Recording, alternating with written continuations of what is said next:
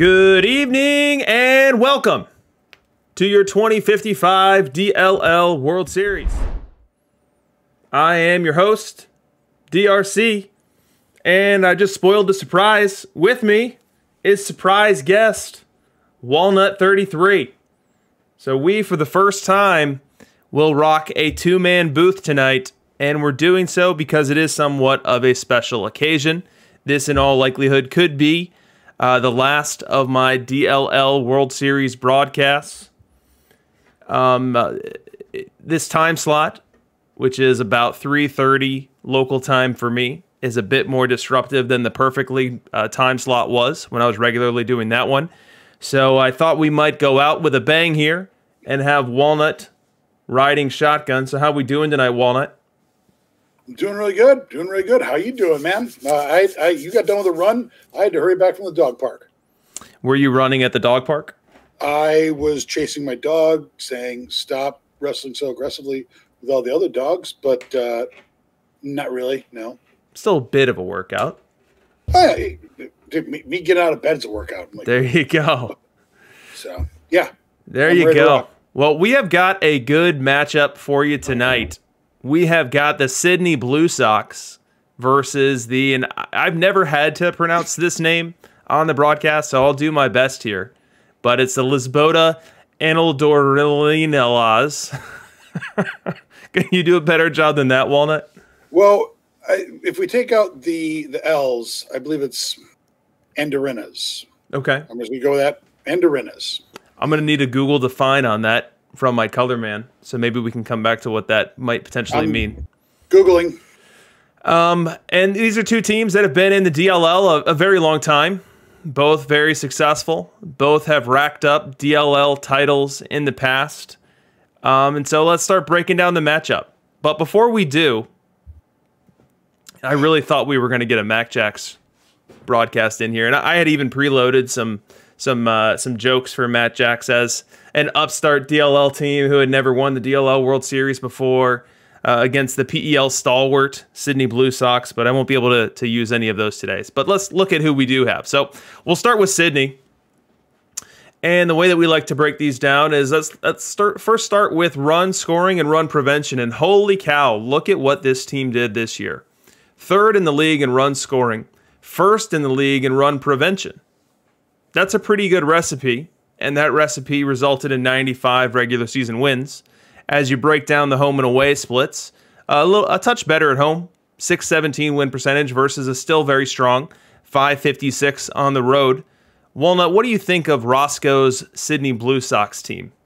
You know, as I'm giving it a look, one, he's from Australia, so automatically it gets extra cool points. But, you know, the team named Blue Sox is terrible. I've told him that from day one when he has to join. So he loses points there. So we're going to give it an equilibrium points. But the guy always has my number. And so no matter how much I trash talk it, it's a respectable squad that always seems to pull it off. Yeah, they definitely do seem to win a ton. Now, over in Sydney, Australia, I just did some sleuthing here. It's 8:45 a.m., so we'll see if we get Mr. Blue Sox here on a Monday morning, checking in here on the stream and following the World Series as we go here. But as we look at his history here, you see a ton of green. You see 2 perfect league berths here, and then you see 1 DLL championship in 2051, which was followed by a very respectable 83 and 79 in perfect, and then 3 consecutive seasons of 95-plus wins, something that I myself cannot tout. Now, speaking of ourselves here, how did you do this week in DLL? Yeah, let's see. As I pull up my standings, let's just have a quick look. Oh, I'm getting relegated. Oh, no! Yep, I had a absolute train wreck of a week. I thought I would put together another extreme ground ball pitching scenario with all defense, and it just went terrible. Day one went well. After day one, it went downhill so quick. So this is my first time being relegated to gold ever. Wow. So, I'm actually kind of looking forward to it. I'm gonna put the pedal to the metal.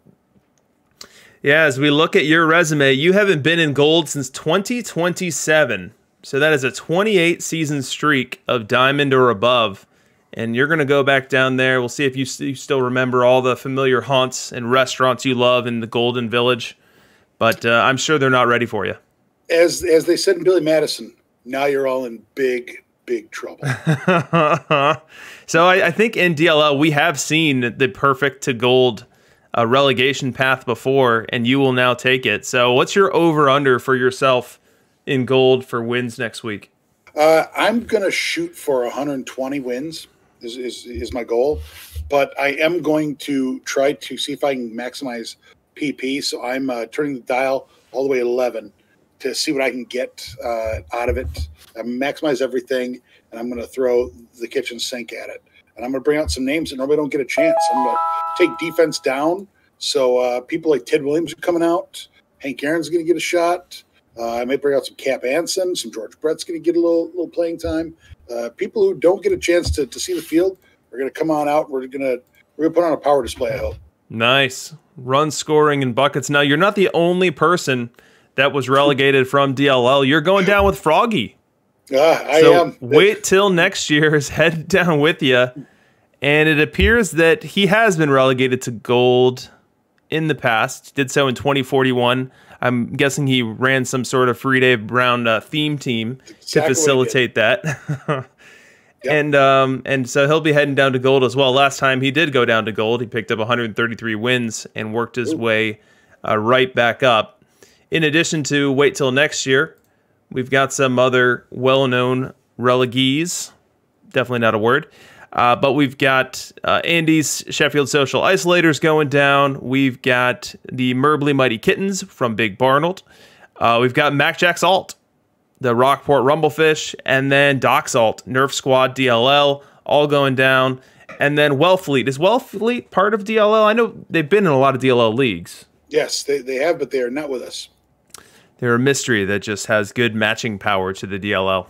Correct. Very good. So they'll go rip up gold, but we're not talking about gold. We are talking about the Perfect League World Series here. So as we continue taking a look at Roscoe's Sydney Blue Sox here, from a calendar perspective, they had a really hot July, really strong September, strong May, and never really went underwater too badly in any given month. From a ballpark perspective, they're rocking an interesting ballpark. So neutral on average, buffed on XBH, completely minned out on home runs.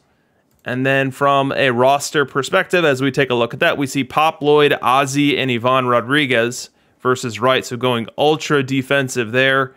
And then as we flip to the platoon side, we see that Campanella comes into the game there. So slight downgrade from Pudge's defense, not too significant.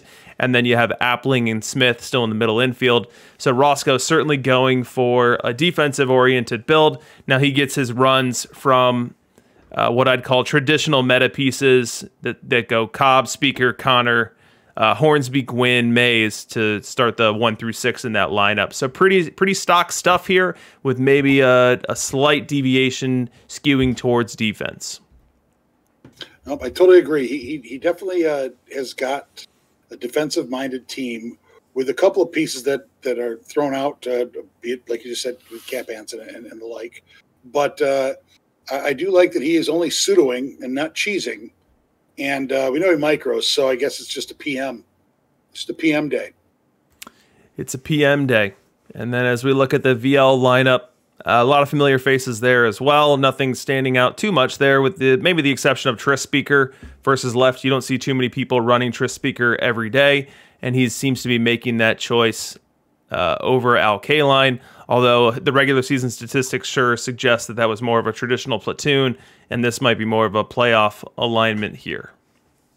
Yep, I'm in full agreement with that, and that's what he was probably trying to do. He was probably trying to get ready to stop any pseudoing that could take place against his team, and throwing a couple more lefties, because normally you only see Gwynn and Cobb, and the best you can ever really possibly do throw in Speaker, and if you really want to stretch it just for defensive wise, you put in Pop Lloyd, but that's a death sentence. Now let's check in on Free Dave Brown's Liz Boda team. And I want to, the Google machine, your color man did do some work, and I want to let you know I haven't got the proper pronunciation yet, but an Andorina Andorinha is a bird and is a type of swallow. So which is very Friday Brown-esque to begin with. So I think it's perfectly acceptable. Let's see if we can get a picture of an Andorina. Here we go. I've got one. We'll drag it over. This is your Andorina. So this is what Friday Brown is bringing forth. You know, I think this one image here might be my favorite. Of course, you go for the anime. You're such a child. All right, so let's take a look at this team and see what makes them tick. So from a run scoring, run prevention perspective, a very strong performance here as well. So 3rd in run scoring, 5th in runs allowed. But I think what is most interesting about Friday Brown is that he is a legitimate ghost ship, meaning that he is not manning the sails. He set the lineup. Maybe he didn't even set the lineup. But he hasn't necessarily been around as much as other DLLers in recent days, and this was more or less a set it and forget it build. Yep. He was on the he came on Discord a couple days ago, asked what did I miss, and we're like, there's way too much to talk about. But yeah, he's gotten the game's gotten a little stale for him, so he's taken a step back. But he kept his team properly in check, and you can tell from his lineups that he's missed a couple pieces. But it just goes to show you set a team properly right, and you get the right perk factors. And if you ask me, you get the right game slot when you get put in the league initially. I think it definitely helps you out. Share with the world your game slot theory. So, from what I hear, this is not too far away from Pidge's theory as well. But I do believe that every week, let's just say that there are a handful of 26 game boards. And just envision every week when you come into your league, it's a game board. And so there's going to be a slot for 30 slots. And when you get placed inside there, you get game board X. And game board X means slots 1, 7, 15, and 28 are going to perform a little less well because in my mind, when you work it with math enough that if things have to average out and everybody's playing the same type of team, even with the park factors swaying back and forth a little bit, you're going to have too much of the same thing. So I think that they have to skew the playing field just a touch by buffing some and nerfing some teams where no matter what you do, and I felt like that was my way with this team this week. No matter what I did, I couldn't win. And so I accepted my fate. It's my theory. And I think there are a couple people who are on board with it. Yeah, I can attest that I have had weeks where I have deployed the exact same strategy and the exact same players and had wildly different results. So it either needs to be something like your game board starting position theory, or that the effects of relativity are so wild that they can have that profound an impact. And by relativity, I mean the differentiation in parks that you're playing in from season to season, or the relativity of the chosen players from week to week. Given how similar teams are, I don't really know that I buy into the player relativity, and the stadiums do sway some, but I don't feel like they sway so much to have a profound impact. So I'm not here to necessarily endorse or crap on your theory. I'll just place it into the potential category. Everybody here has had their chance to Alex Jones it up. And I think that's all that we really can do until we actually see what the actual line code is. And so everybody, we have a love of the game. We've been sitting in front of this computer screen for so long. I'm not a math buff or proper speech impediment person, but and I don't do the Excel spreadsheets like you do. But sometimes you just have to sit back and think of your own conspiracy theories, and that was mine, and it made the most sense to me. And then when Pidge said that his was kind of on the same point, I was like, well, damn it, now I got to get rid of it because it can't be any good because Pidge thinks it. But no, but in all honesty, I think that there's different ways to look at it. So you're not a math buff. What kind of buff are you? Are you a dog park buff? You talk about dog parks a lot. We got a dog right before the pandemic hit, and I am a dog park buff right now because my dog is half husky and half American Staffordshire Terrier and 100% naughty. And so if I don't take her once a day to go run around and aggressively wrestle with other dogs, she drives my wife nuts and drives me nuts. And then I get yelled at, and it's my fault. So I have to always make sure to take the dog to the park once a day for an hour and get that out of her. or else I have a real problem. Now, the type of buff that I really am is I love watching baseball. I like watching baseball. I like looking at stats. I don't like producing the stats. It's something I might get into. I thought I was going to this year, but I love watching the game, and I like watching the game from, as we talked on DLL last night, from the pitcher perspective, because I like watching a game develop. That's where I think that I come in. I know what pitchers think about. I know, although I can't pitch a lick to save my life, I did catch though. I like to see how different pitchers, their arm slots, how the ball moves when they throw it. I think it's massively interesting, and I think that's the best part of baseball is watching the pitcher versus batter duel and how you're going to think about what's being thrown. Because if you don't guess right, you're not hitting the ball. I don't care who you are. Mm-hmm. Yeah, I find that interesting as well. Like watching pitching sequencing in the game within the game. And, he threw this curveball in the dirt on 0-2 to set up the high fastball, which this player has a propensity to chase after. Like, that's the best. It is an incredible thinking game. And what they have to go through once they see each other a second or third time, like, what are they going to do? They can't do the same thing last time because I'm on you. Or are they going to do the same thing because they don't think you're on them? It's the best chess match there is going in all of sports. Couldn't agree more. Couldn't agree more. Now, you also are an Overwatch buff. You're wearing an Overwatch hoodie. Is that a hoodie right now? It is a hoodie. Like I said, I came right from the dog park. I was going to get my tux on, but I just didn't have the time. So I'm wearing an Overwatch hoodie because it's what I had on. I do like playing Overwatch. I play Overwatch a lot. I am terrible at it. I can barely get myself out of gold into, I believe it's platinum. And when I get up there, I get shellacked and I get put back down to gold. But it's a great game. Who's your main? My main is definitely Orisa or Moira. I play tank or I play hero. I don't know that either of those characters existed in the game when I played it. No, they definitely did not. Yeah, so I played it when it came out for maybe a 6-month run. The character that I liked the best was actually Mei, because when someone had your number, you could escape. Just by ice blocking. Yep, exactly. Yep. You got your ice wall. You could freeze yourself, call your buddies for help. Mei was like the cowardice character of all. And it was my first character, too. I like how we're both in the same boat. Yep. All right, we've got 90 seconds to the sim for game one. As we look at what pitching matchups we might get, we've got Roscoe checking into the chat for the first time, making it just in time. We've got Extreme saying good afternoon, welcome to you. Crash SF Giants is here, Kidneys is here. Walnut about to be the Tony Romo of DLL broadcast. Let's see if he has that same predictive power that Romo has proven to have. That I don't. While I do enjoy watching that, I don't have that ability. Hey, I don't know. You don't know until you try, so we'll see. But game one looks to be a Friday Brown Smoltz going up against a Roscoe Pettit. And we're starting in Sydney. And as we recall, Sydney's ballpark is neutral on the average, buffed on the XBH, and then nerfed on the home runs. So we'll see how that plays. I would think that Dave would actually be slightly favored with that ballpark configuration because Pettit could be victimized by the BABIP, but we'll see. Yep, if there's one thing that I've learned from Eddie Pettit, is that he will let you down.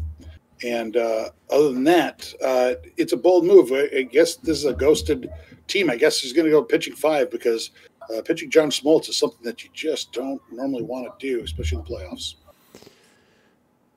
What are the chances that Dave's actually watching or following?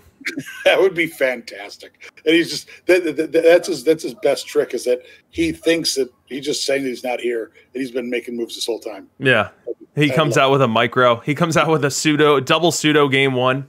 That'd be fantastic. I would really like to see that. All right, we are simming, and we will go live to the play-by-play once this sim comes back. Ooh, let me quickly click hide scores. Whew. That was almost a huge mistake. Ooh, you have 3 whole packs, too. Oh, we're going to rip those. Boy, we're going to get dirty with those in between games. Oh, you know. You know it. My team was a dumpster fire this year, too. I got a bad game board slot. 85 and 77. Oof. Yeah, although you did I'll I will admit, you and I had a side bet. And if you didn't PMC me all the time, I may have beaten you. But you took me 8-11 for the season. Very true, and I'm happy to say that you will now be donning a Discord icon of my choosing, and I've already chosen it for you. Yep, it is a Chicago Cubs logo that I will be putting on, and it makes... Oh, I'm sorry. I have a little reaction to... Oh. Oh, okay. It will be a Cubs logo. But let's get to the game where it's really important. Let's get to the game is right. So we do get Sydney's Andy Pettitte on the hill. Sydney in the light blue and the Lisboeta team in the black here. And as we see what lineup is going to face Pettitte, we've got two same side hitters, Cobb and Gwynn, and then a bunch of righties. And in this ballpark, I think that's a pretty good matchup for Free Dave. Let's get started.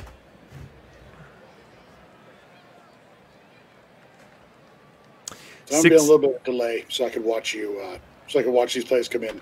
Yep. And so Jackie's going to start the game with a leadoff single to center. He'll take a turn and hold up there. And Lisboeta's got their leadoff runner on.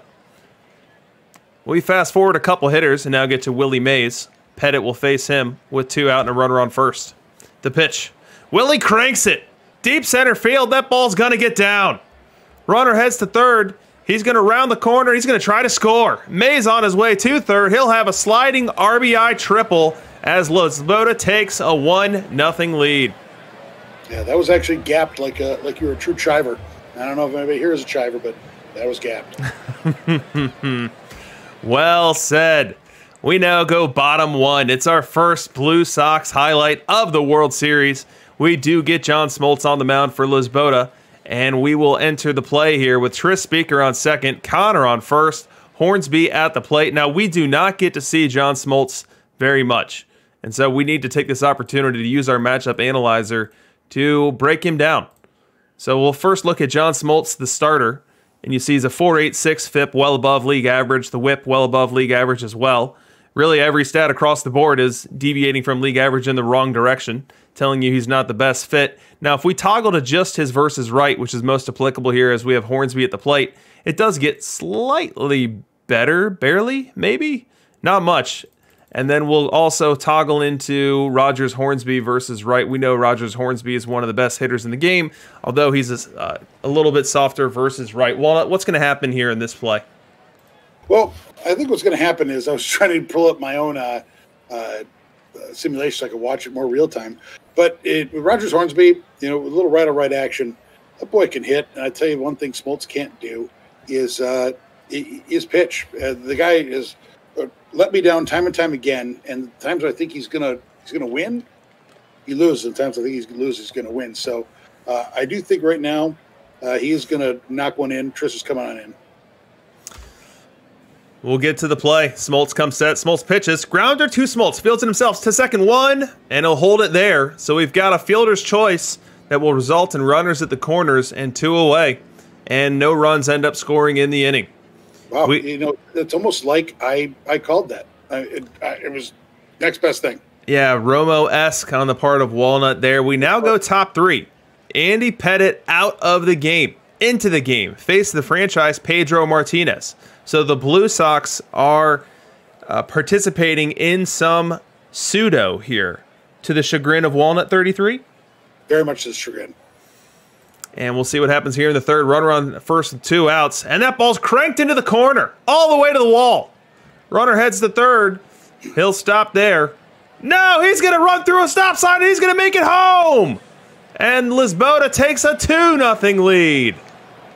I have a hard time watching this game because I'm watching the replay. I'm like, he's holding on to that ball. I understand the sim doesn't always reflect what actually happens in the game because that looked like Ozzie Smith was going to hose him down. But nope, he made it right through. He got that ball in the corner like Kidney's probably spent most of his entire childhood when he always drew with crayons on the wall. Who says he's done drawing with crayons on the wall? All right, next up, we've got Willie Mays. An opportunity to drive in Hornsby now. Pedro to Mays with 2 away. The pitch. That ball belted. Deep left center. You can forget about it.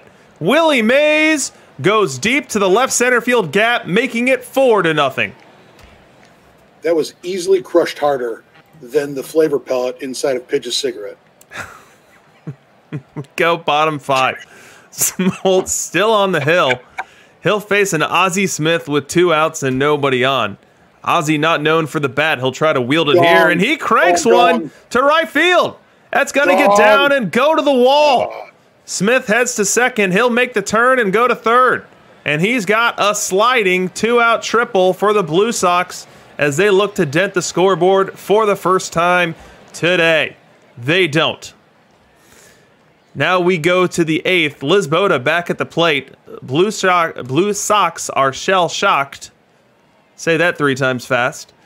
And they now have Walter Johnson on the hill facing Jackie Robinson. Now, Walter Johnson is an incredible reliever, and I'll show you guys on the matchup analyzer now. Is there any reason while you bring up the analyzer nobody calls him Big Train? Is there? I never hear it. I don't know that people are as familiar with Walter Johnson as you might be as a baseball enthusiast and historian, but I am aware his nickname is Big Train. Yep, he played back in the days with Speaker and Babe Ruth, and his name was Big Train. So let's see what Big Train has in store here in the 8th. Big Train, the reliever. You see his splits in the bottom right corner. An excellent reliever. He'll face Jackie Robinson to lead off this 8th. 1-0 count the pitch. Jackie gets into that one. Deep to center. Will the ballpark hold it? It won't. Make it 5-0 Liz Boda as they've taken the air completely out of Sydney Stadium. Oh, 452 feet. Munched on like me on a Chicago dog. Little Portillo's reference here late in game 1. We go bottom 8, and it's time for the Blue Sox to get into this game. They're going to try to do so with Ozzie on first as the rally starter and Ty Cobb at the plate. Still facing John Smoltz. The pitch. Cobb loops it into right. That's going to be a single for him. Smith will head to third and make it safely. Runners at the corners and nobody out as they're chasing 5. Next batter to the plate, Tris Speaker. We'll use this opportunity to look at Smoltz versus left. I'm guessing it's not a pretty sight. John Smoltz versus left. And then pitching a complete game right now? So far. It's impressive. Very surprising. His versus left statistics leave a lot to be desired as well. That whip inching up towards the 1-6 territory. Quite toxic. Almost as toxic as my color man today. 2-0 count to him. The pitch. Tris gets into one. It's playable to center. Will Smith try to score? He is going to try the throw from center. Not in time. Blue Sox on the board with 1 away here in the 8th. Hey, nice job. Hey, Sidney, way to get in there. And now we go bottom 9. Smoltz trying to polish off the complete game. He's got 4-run lead to work with, and he's working against Willie Mays here. 0-2 count on him, the pitch. Willie Mays crushes that one. Do we have our first? We do. It's our first Oppo Taco of the series. That's an absolute Oppo Chapo. Willie Mays said, I'll wait on this one. You want to pitch me outside? I'm going to take you outside. Oh, man, and now we've got a 3-run game. Smoltz still staying in. What is the slider on John Smoltz? Smoltz has given up no less than 10 base runners, 2 runs. Who knows how many pitches he's thrown? And Liz Boda is just rocking him. And he's facing Ivan Rodriguez here. Rodriguez not known for the bat. I'll show you just how ugly it is versus right. Oh, boy. Have you watched oh shoot, I'm forgetting the name of the have you watched who's the guy who does all the Simpsons Matt Groening? No, the guy from Birdcage and Mystery Men. Oh, why am I forgetting his name? Oh well, I'm gonna come back to it. I'm gonna have to look it up now. I can't believe I forgot it. So Pudge versus Wright is an absolute disaster. 211, 250, 356 on the splits. Smoltz slightly better versus Wright, and he'll try to polish off this game here. 0-2 count. Wire. The pitch, and he gets into one. Deep to right center. No one's going to get it, and it's going to go. Second Oppo Taco of the game. And now, all of a sudden, we're within 2 runs. John Smoltz stays in. It's my call. John Smoltz goes out. Trevor Hoffman comes in, and he'll face another light-hitting hitter, Ozzie Smith. As you see, Ozzie Smith splits are 227, 289, 300, and he'll try to keep the game alive for the Sydney Blue Sox. Yeah, in the word of Brockmeyer, he doesn't hit the ball. Fly ball to left, hit well, but the park's going to hold it, and that's going to do it for Game 1. Liz Boda comes into Sydney Stadium, takes Game 1, steals home field advantage, and does so on the backs of a Herculean effort by one John Smoltz. Yep, John Smoltz, again, as I didn't think there'd be good things happening, again, he wins the games you don't expect him to. So Smoltz ended up going 8 2/3, giving up 11 hits, didn't walk anyone, 3 runs via those 2 home runs, and then he struck out 4, throwing 111 pitches. On the other side of the box score, we had Andy Pettit, who went 9 batters before turning it over to Pedro Martinez, neither one of them too dominant. Walter Johnson came in for an admirable relief appearance, but it was too little too late. You know, the fact that Smoltz was able to not walk anybody, kept that pitch total down 111 pitches for 8 2/3 by giving up 11 hits, it's pretty respectable. So as we take inventory of where we're at in this series, Liz Boda leads 1-0, and Sydney has burned Pedro and Walter already. So we won't see Pedro until Game 3 at the earliest. Same can be said for Walter. Neither of them could be started until Game 5 based on starting pitching stamina recovery. So that's quite the blow, not just to lose the game, but to have 2 big-time arms now unavailable to you. I agree. And especially when to take the loss is the even harder part about it. But Pedro doing Pedro things, that's what I'm used to seeing when I pitch my Pedro in a starter / call it a pseudo role. He is a beast out of the bullpen for me. But if I start him, it is disastrous. Yeah, with Pedro, your bugaboo is oftentimes the long ball, as his lower movement puts him into a compromising position at times. He hit the movement isn't something that's dastardly compared to some of the other big game pitchers that we saw, just 2 months ago. But now it's just with all the big hitters we got, came out in FOTF, it makes it a little rough. We learned from Roscoe in the chat that he actually had Walter Johnson benched. The GM had called down to the manager and said, "Hey, make sure you don't pitch Walter today." And the manager said, "Screw you, I'm pitching Walter, and I'm pitching him for 3 innings in a game that appears to be lost." So going against manager wishes there, and definitely not a good look there for the Sydney Blue Sox. As we look at Game 2, Sydney has David Price listed as his starter, as Liz Boda will be pitching Greg Maddux 100. So if Price could put down the Fortnite game for a little while, maybe he can rack up a couple innings to be respectable and get Sydney back in the game. Did you play any Fortnite? I tried for I have a total of maybe 12 minutes in that game, and I'm so bad at it. I didn't even go back. I don't get it. It's too fast for me. It is really fast, and I'm not good at shooters in general to begin with. But when you are layering on to shooters, like the ability to build, and then the complexity and nuance of deciding when to shoot, when to build, when to aggressively leverage your building to gain ground on someone else, and how to do so in a way that's not going to get yourself killed, like it was just way too much for me too. So I definitely felt my video game age when I tried to hang with my younger brother in playing Fortnite maybe 4 or 5 years ago, and it didn't work out. So I assume the younger brother was made on purpose after they saw what they did the first time. Like, we have to have a respectable son, so let's try again. Yeah, so I am child number 2 of 4. So they had me, and they were like, wow, we need to try again. Then they had my middle brother, and they were like, oh, not quite perfect. And then they had my youngest, and they said, okay. Just right. We can stop here. We're waiting for the sim to come in. I think I understand what Roscoe's talking about now, but That's when Roscoe gives out orders from down under. Maybe they're meant in the reciprocal form, and so maybe meant to start them. That's just a thought. So maybe the sim just doesn't respect Australians. Well, does anybody? All right, game 2 sim is in.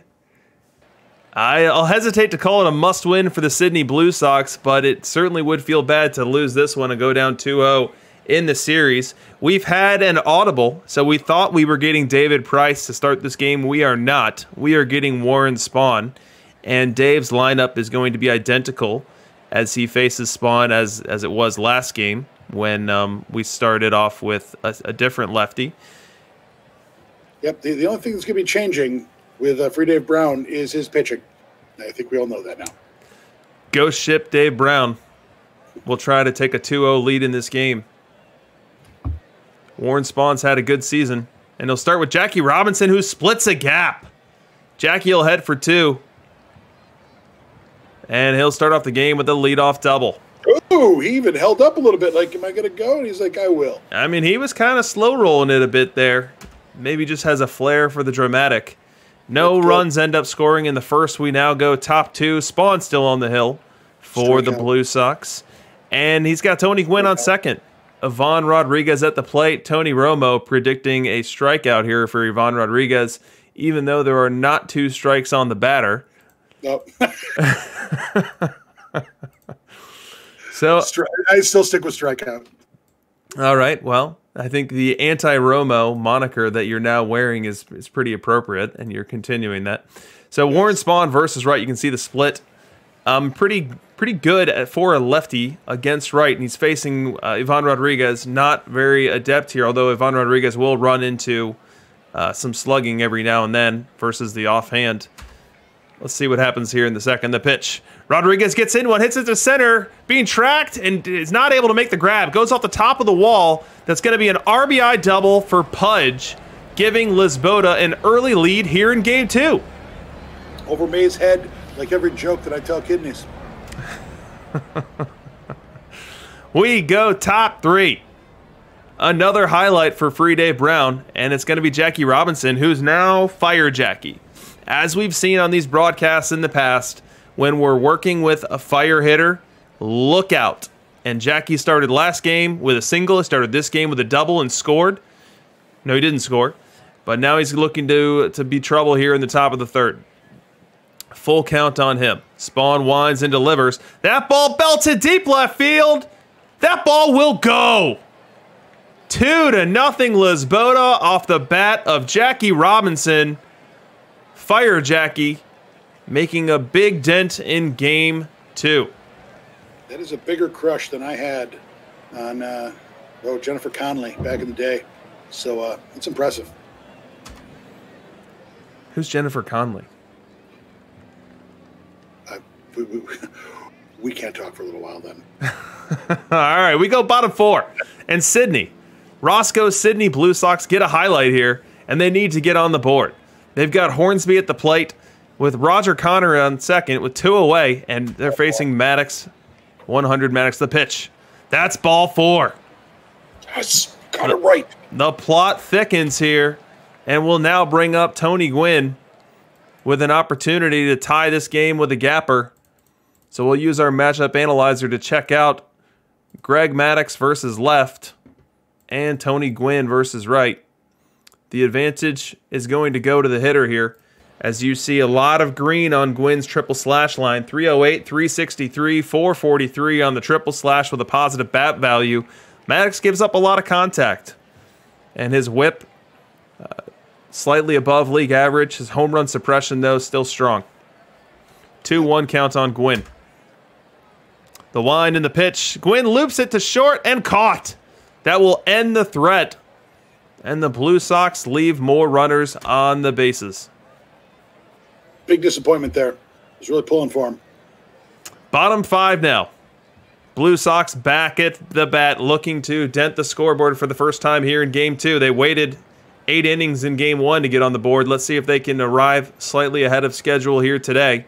They will face Maddox still on the hill, and Pop Lloyd has the stick in his hands.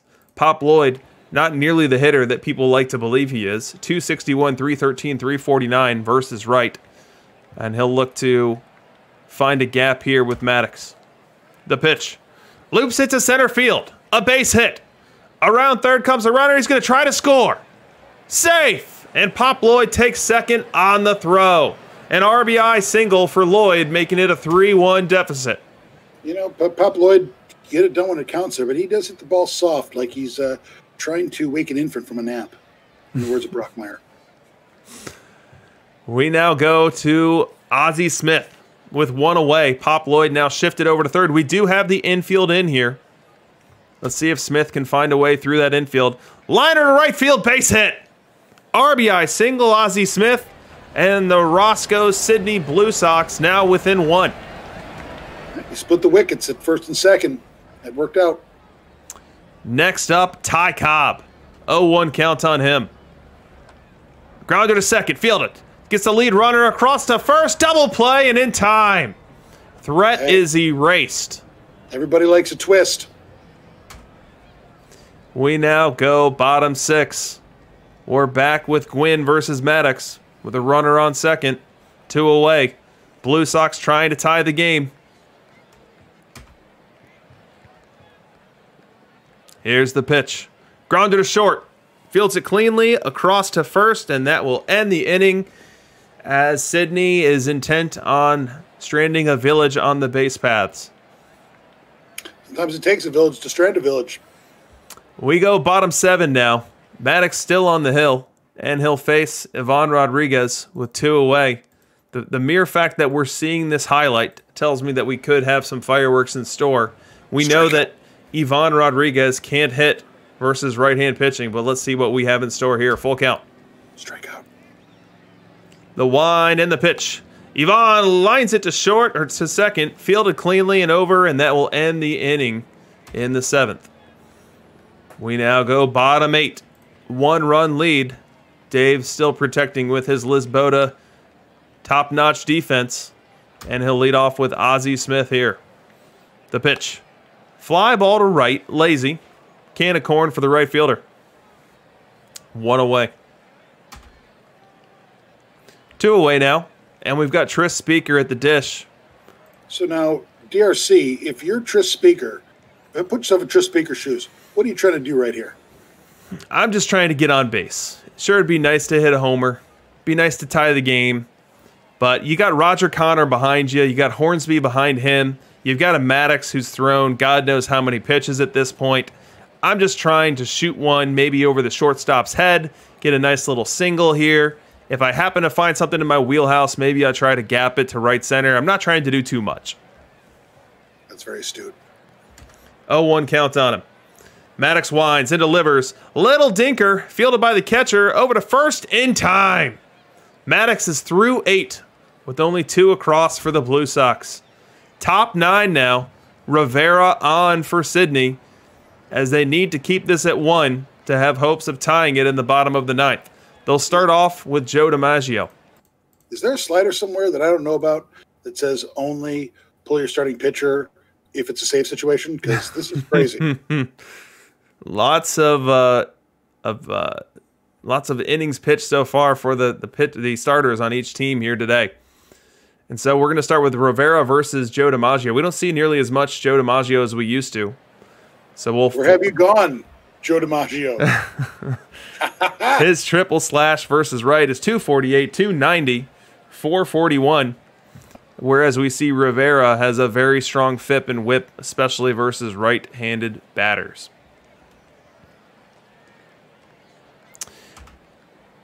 Oh, 1 count on Joe, the pitch. That ball's crushed to left field. Forget about it. That's an upper decker. 4-2 Lisboeta. Last time I had an upper decker, it was at Brooklyn Timberwolves, Jedi 78's house, and it was at least 10 years ago. I can't imagine he appreciated that. He wasn't happy, but you want to know what had to be done. And so now the Lisboeta team will try to protect a 2-run lead. They'll be doing so with Trevor Hoffman.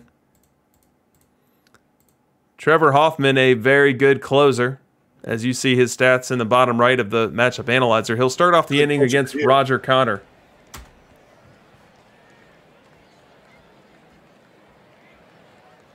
(1-0) on Connor, the pitch. Grounded to first. Fielded easily. Pitcher covering in time. One away to start off this ninth. We've now got 2 outs, and the Blue Sox are up against it. 1 strike away from going down 2-0 in the series with both games at home. Strikeout. We have Tony Romo predicting a strikeout and Tony Gwynn trying to do something anything but. Full count here. Wind in the pitch. Little dinker to second. Diving catch over to first in time. Lisboeta wins the game on a diving play by the second baseman. It's a big thing. I mean, now Kirby Puckett was a lot faster of a runner with big legs. Tony Gwynn had big legs, but he wasn't the fastest afoot. Unable to beat out that throw, and this is an absolute disaster for the Blue Sox. 2 home games and 2 losses to start the World Series. They'll now have to win 4 of the next 5, including 3 games on the road. Yeah, this is something else. I guess you can take all your stats and all your hard work, and I think it just goes to show where you're at on the game board is how you're going to do, because this ghost ship, this 5-man rotation, is just chewing up this well-thought-out 4-man pseudo-rotation. And I just got to say, I don't think it looks very good for Roscoe. It just doesn't look – it's not a good look, Roscoe. You're better off probably just mailing it in now. Mail it in, Roscoe, says Walnut33. As we look at the box score, we see Dave's Maddox pitched a gem. 8 innings, only 4 hits, 2 earned, 2 walks, 2 strikeouts. Did it all in only 90 pitches.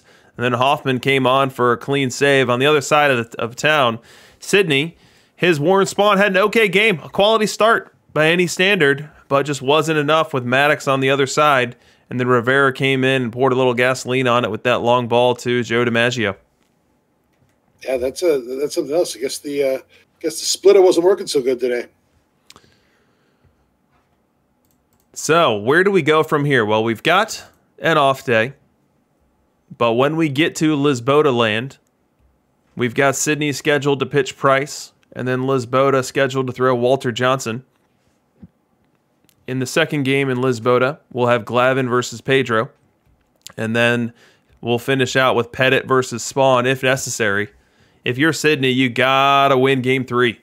Get yourself back in this series. Absolutely, and maybe that's what he was doing. He wanted to put David Price in the same for the big Game 3. And Roscoe, I'm waiting for you to chime in and say that you ordered your pitchers to do something else again, and the GM is giving you the big finger. And speaking of that, we'll give a quick plug. Moneyball will soon be off of Netflix, so hurry up, give it a watch if you haven't seen it. Moneyball, definitely a great flick for anyone who hasn't had a chance to see it yet. You know, speaking of that, speaking of good baseball watching, have you ever watched Brockmire? No. It is by far one of the funniest shows I've ever seen. It's very crude. It makes me it's taking the most crass yet elegantly speaking individual on the human planet who likes to do every drug and drink known to man and making him a baseball announcer. It's like taking a Harry Doyle's character times 4 in Major League and making a show about it. It's absolutely fantastic. It's one of the funniest shows I've ever watched. What network does Brockmire come on? IFC. So is that now on like Netflix or Hulu or?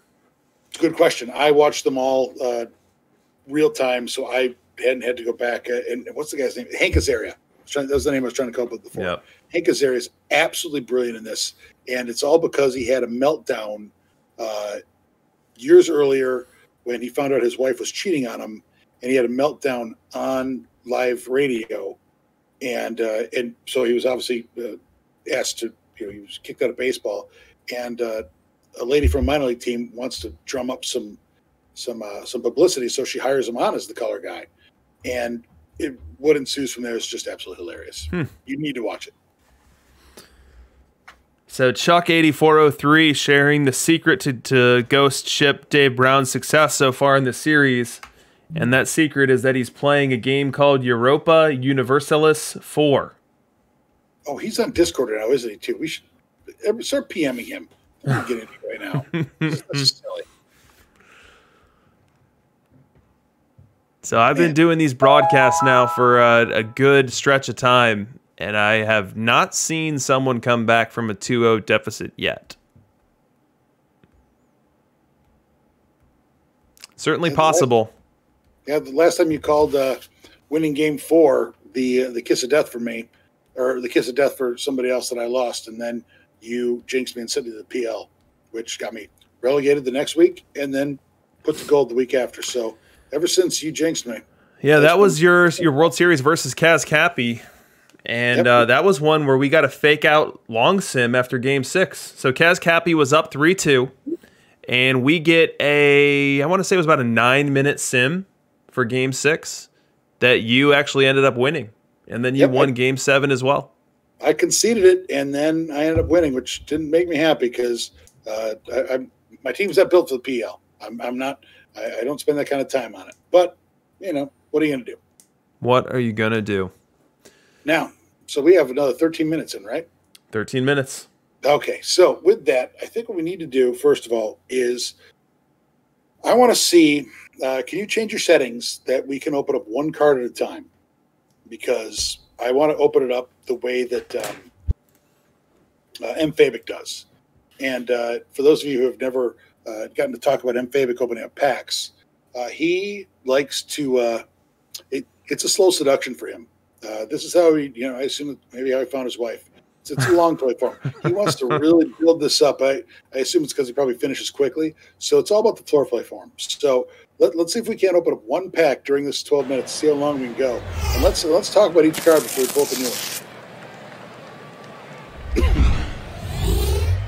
Ooh, yeah, that is slow. Sky Bolt. I guess I didn't do it right. I think I need to enable like a click in between each. Definitely have to. Matt Reynolds. Let's see what we got here. Uh-oh! We're going to Goldsville! Hector Neris off the top rope! Woo! That guy is bringing some serious relief pitching power. Danny Santana. That guy won a lot of fantasy leagues the year before. The 20 stolen bases, 20 home runs out of nowhere. Yep. That guy is a stud, and I wanted to see how he's going to produce this year. I can't wait to see how he produces next year. But I don't think Texas has all that much faith in him, and so therefore you shouldn't either. I think Danny Santana flopped this year because I was on the sleeper train as well, thinking that he might be a decent option, and I think he flopped. No, I don't even know. I went into I played 4 NFBC teams this year, and I never even looked because it wasn't the same for this year. Yeah, so Danny Santana, here's the season that you're talking about, an 857 OPS season where he went 28 and 21 with the homers and steals. So from a fantasy perspective, very productive. And then this year, probably health related. He got only 15 games in, and he was an absolute train wreck. Now, this profile of someone who breaks out at age 28 hasn't proven to be the most profitable profile in the world. So that was what had me with some pause. Mm-hmm. But with that, though, I mean, what you're getting right there is production of a late first-round pick in what he probably took in their supplemental or in their free agent pickups. Mm-hmm. I mean, that's a ridiculous stat line. But as you can remember, I mean, when people turn 28, it is the coming of year age, and you didn't get a ton of at-bats, in the previous year. It comes to mind like Phil Nevin, Adrian Beltre, people who came alive a little bit later than they should have, and still produced out. I mean, I just don't know if he's going to do it. I don't think he grades out very well as an outfielder, which is where they're going to have him. But it's gonna, man, those 21 steals with 28 home runs, that was sexy, and I took a late flyer on him. Yeah. And there are late career breakouts. Like Edwin Encarnacion is a decent example. I guess he was good beforehand and then just became great and did so right around that same age. So age 29 is when he became a 900 OPS guy after spending a half decade being an 800 OPS guy. So it does happen, but his his production path is really power heavy, whereas Santana was giving you power and speed.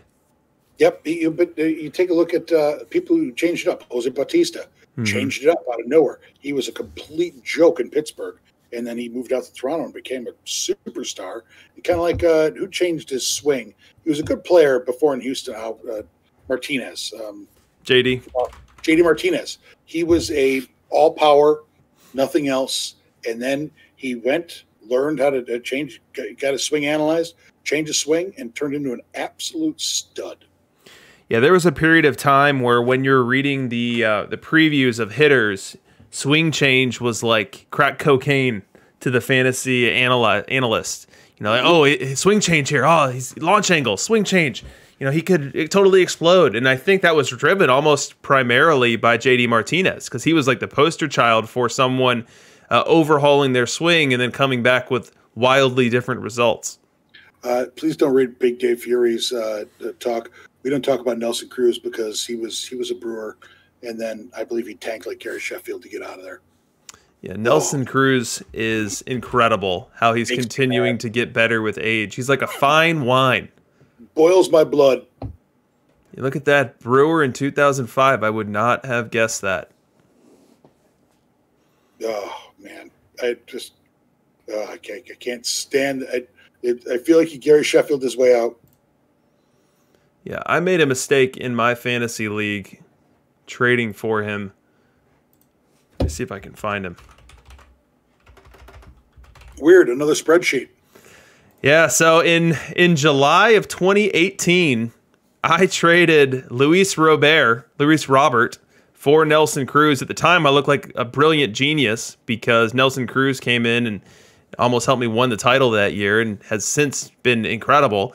And at the time, Luis Robert was an oft-injured, kind of all upside, no substantive production profile yet. And now Luis Robert certainly seems like a whole lot more than that. So I'm going to regret this one for some time. But Nelson absolutely has helped me out quite a bit. That's absolutely no different. You did the absolute right move because you don't want to. You have to trade away talent to get talent on the front end.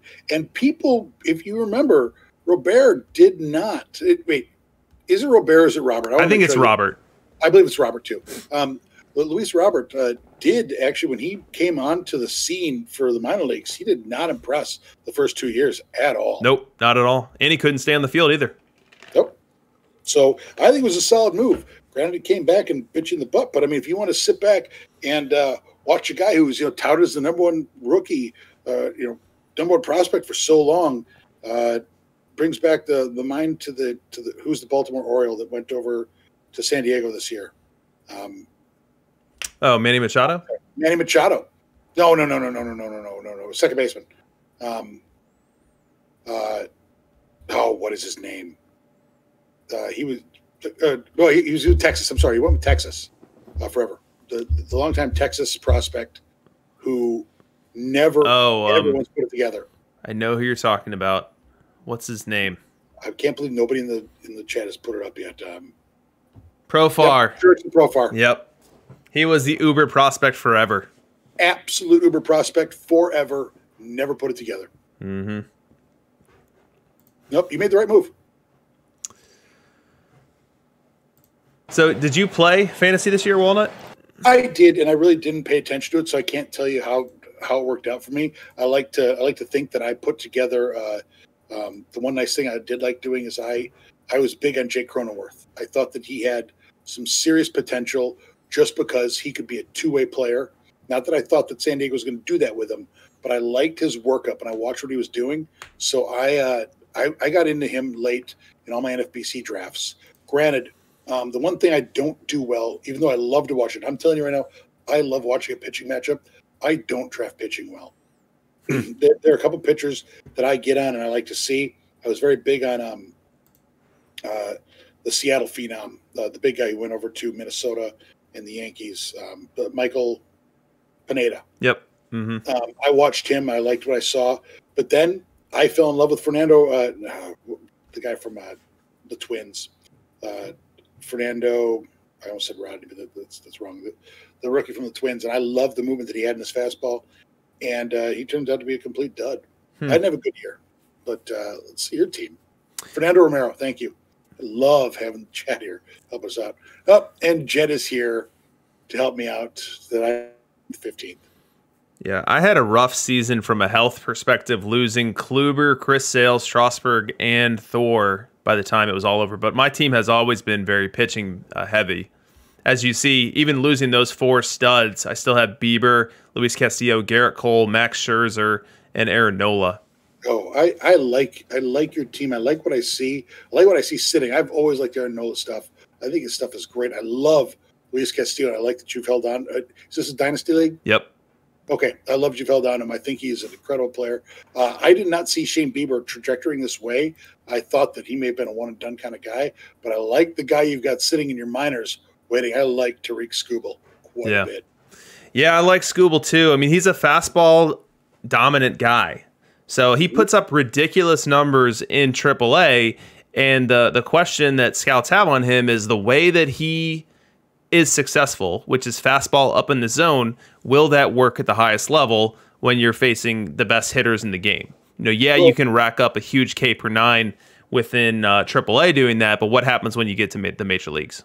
Well, the problem is that I shouldn't say the problem. It's not a problem, actually, because the one thing that will always play in Major League Baseball is the high fastball, because you can't catch up to it. It looks amazing.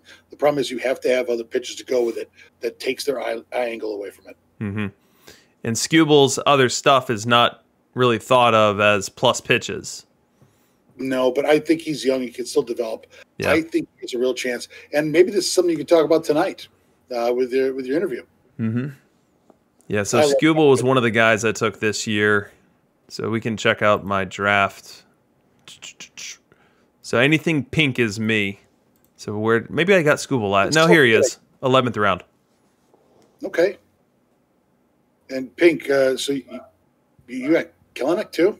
Yeah, I got Kelenic in the first, Kevin Biggio in the second, Garver in the fourth, Bobby Witt. Draft. Yeah. Mm-hmm. Okay.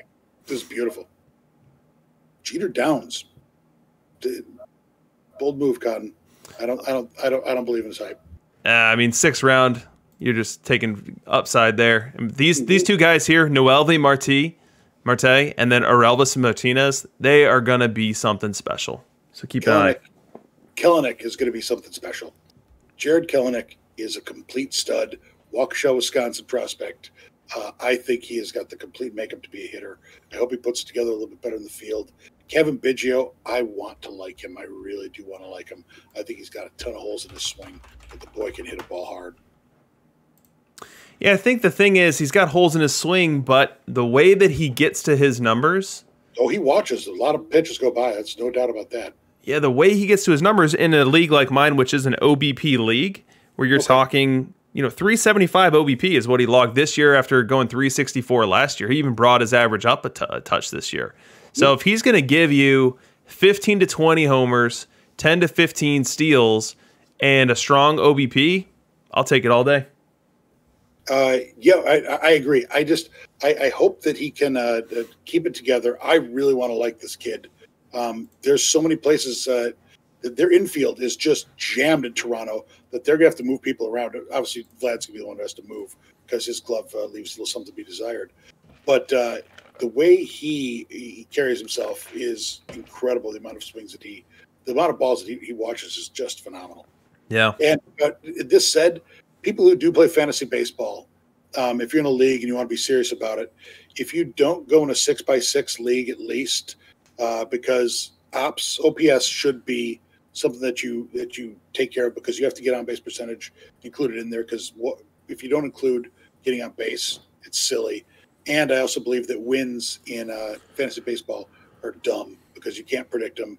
And so I believe, and I hate it, but I like it more. You have to track quality starts instead of wins, and it's harder to do now because pitchers that go 6 innings are rare. So that's the question that our league has run into. We're 6x6, and we're simming now. Once the sim comes back, we'll be in game 3.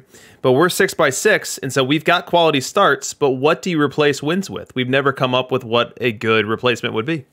Holds. Holds? Yep. I don't know. I don't know if we want to celebrate 7th inning relievers. Well, they're as much a part of the game as anybody else. I don't know that they are. Oh, okay. But my just so you know, my brother, the communists, his good friend, his cousin was Scott Shields, the career incredible middle reliever. And he made a ton of it. I think middle relievers are something to be, nowadays there's something to be, looked up to. I mean, there's so many good ones that really get it done. Tyler Clippard, look at how long he's been around. So final thought on the subject. What happens more? Like an elite, cool looking ballpark here. An elite holds pitcher gets how many holds in a given year? Because I know that like a top end closer is going to be around 40 saves. What's an elite holds guy? Is it 50, 60, 40? 30. 30? Top. Okay. Yep. So harder to get holds than it is to get saves? Mm-hmm. Roscoe likes saves plus holds. It's another good thought. I know, but like consolidating doesn't help my problem. Like I'd love to get rid of wins just as much as anyone, but there needs to be something to take its place. So if we have saves today, if we go saves and holds, then we still got to find a sixth category. You went ERA, WHIP, quality starts, holds, saves, and strikeouts. Yeah. It would just be injecting holds instead, and I need to come around to that idea. All right, let's get to baseball here. Let's get to why we're here. That was the longest fantasy deviation we've ever had, but I certainly would love to talk even more fantasy. Fantasy is something that is near and dear to my heart. Here we are. We're at Lisboa Stadium, and it appears that there are no seats beyond the bleachers, but we've got a very tall and cool-looking blue wall. And we've also got Pedro Martinez, face of the franchise, Pedro Martinez on the mound for Lisboa. Going to face three same-side hitters in Hornsby, Mays, and Rodriguez as the Sydney Blue Sox look to get into this series and win their first game. We'll start with Ty Cobb. 43 degrees at first pitch with the wind blowing in from center. Should be a pitcher's day. Here's the pitch. Cobb lines it to left center and deep. That ball's gone. The Blue Sox have announced their arrival with a leadoff Oppo Taco that goes 362 happy feet, and we've already got a run on the board. Yeah, Cobb can get that ball back and send the ball back to go get that because there's nobody to go pick it up. He got himself a little souvenir. Absolutely. Still in the first. Blue Sox looking to add to the lead. And they've got Gwynn at the plate with Roger Connor on second and two away. The pitch to Gwynn lines it through the left side. Connor around third. He's going to try to score. Safe. 2-0 Blue Sox on that RBI single by Tony Gwynn. Ooh, who's playing third base? Because that was like Hornsby. There you go. It's the no, it wasn't. It was Jackie Robinson. It was Fire Jackie, unable to make the play. Shame on Jackie. Shame on Jackie. We now go bottom one. Lisboa trying to get on the scoreboard themselves, and they'll do so against David Price. Ty Cobb has already gotten on as a leadoff hitter, and Fire Jackie is up next. This doesn't look good. 1-1 count to Fire Jackie. The pitch. Jackie grounds it to short. One at second. Oh, to first. Double play. Huge twin killing for the Blue Sox. It's a very nice twist, and I love being the absolute anti-Romo. Oh, for the century so far is Walnut 33. We go bottom three now. Sydney with Maddox in the game, so David Price was not long for this one, as he has now yielded to Greg Maddox 100. And Maddox is on to face Cobb with Ozzie Smith on first and one away. The pitch. Grounder to second, diving stop. No play to make, though. Infield single for Ty Cobb. We'll now have runners at first and second and one out. He busted his wheels down there like he stole something. Next batter, Jackie Robinson. Fire Jackie. We thought he was going to come through in the first. He didn't. He grounded into a double play. Now what will he do here? 1-2 count. The pitch.